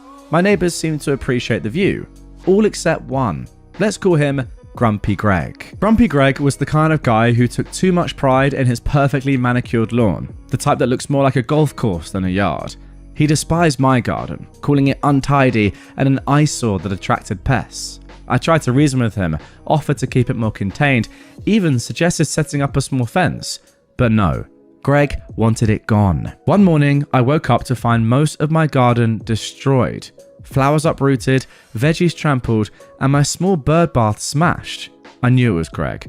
No proof, but who else would it be? I was furious, heartbroken, but then inspiration struck. I remembered Greg's one true love, his flawless lawn. I did some research and found the perfect, most diabolical yet completely legal revenge. I bought hundreds of water retention crystals, the kind meant to help soil retain moisture for plants, except I wasn't planning on using them for their intended purpose. Under the cover of night, I went to work, spreading these crystals all over Greg's precious lawn. These tiny crystals are harmless, but when they come into contact with water, they expand, holding many times their weight in water. And wouldn't you know, the forecast predicted a week of heavy rain starting the next day. The rain came and the crystals did their job too well. Greg's perfect lawn transformed into a squishy, waterlogged mess. Every step taken on the grass felt like stepping on a waterbed. The lawnmower got stuck and the yard had become the neighborhood's newest swamp. Greg was livid, blaming everyone and everything for his misfortune, but he couldn't prove a thing. It took weeks for the effects to wear off, and by then, his lawn never truly recovered. In the meantime, I rebuilt my garden, even better than before. Neighbours who learned about the ordeal and Greg's role in destroying my garden came to help, bringing plants, seeds, and even a new bird bath. My garden became a symbol of the community, a place where neighbours would stop by to chat and admire the flowers. As for Greg, he became a lot less grumpy, especially after I casually mentioned how unpredictable gardening can be, and how it's important to have a good relationship with your neighbours. He got the message loud and clear. So that's the tale of how I turned a bully's yard into a swamp, and in the process, united our little community. Sometimes a bit of creative thinking and a whole lot of water retention crystals is all it takes to stand up to a bully and come out on top. All right, there we go. Now, the cynic in me is saying, and guys, I want to hear your thoughts on this, that this might not be real.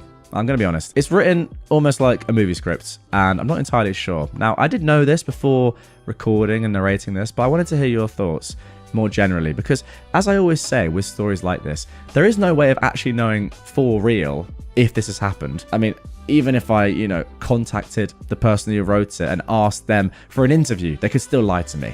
So we've got no way of knowing if this happened for real. So I can only judge it based on what we've got here. What do you think down below? Some things for me don't add up. Would you really wake up and your whole garden's been destroyed and you didn't wake up at some point during the night? I'm not sure. Can water crystals really cause that much of a mess and that much damage? I'm again not sure. Comment down below, what do you think? I mean, superficially, or at least on the surface, it's a great story of nuclear revenge, but I'm just not sure I believe it. Okay, now moving on to our next story, this one from r/prorevenge. Landlord screwed with the wrong tenant for too long. The minor details here might not be entirely accurate, as I've no interest in a revival of this conflict on any level. I won completely, and any resurrection can only taint the experience. We'll start off by noting that I spent about 2 decades working in security. During that time, I worked many different types of security in many different locations. The one that matters for this story was time spent in the rental housing tribunal in a major city as a kind of bailiff. For those not knowing what that is, think of a courtroom in a major city anyway. In a smaller town, it will probably be an event room in a hotel or community centre, as you'd see on TV, but with less formality and an adjudicator instead of a judge.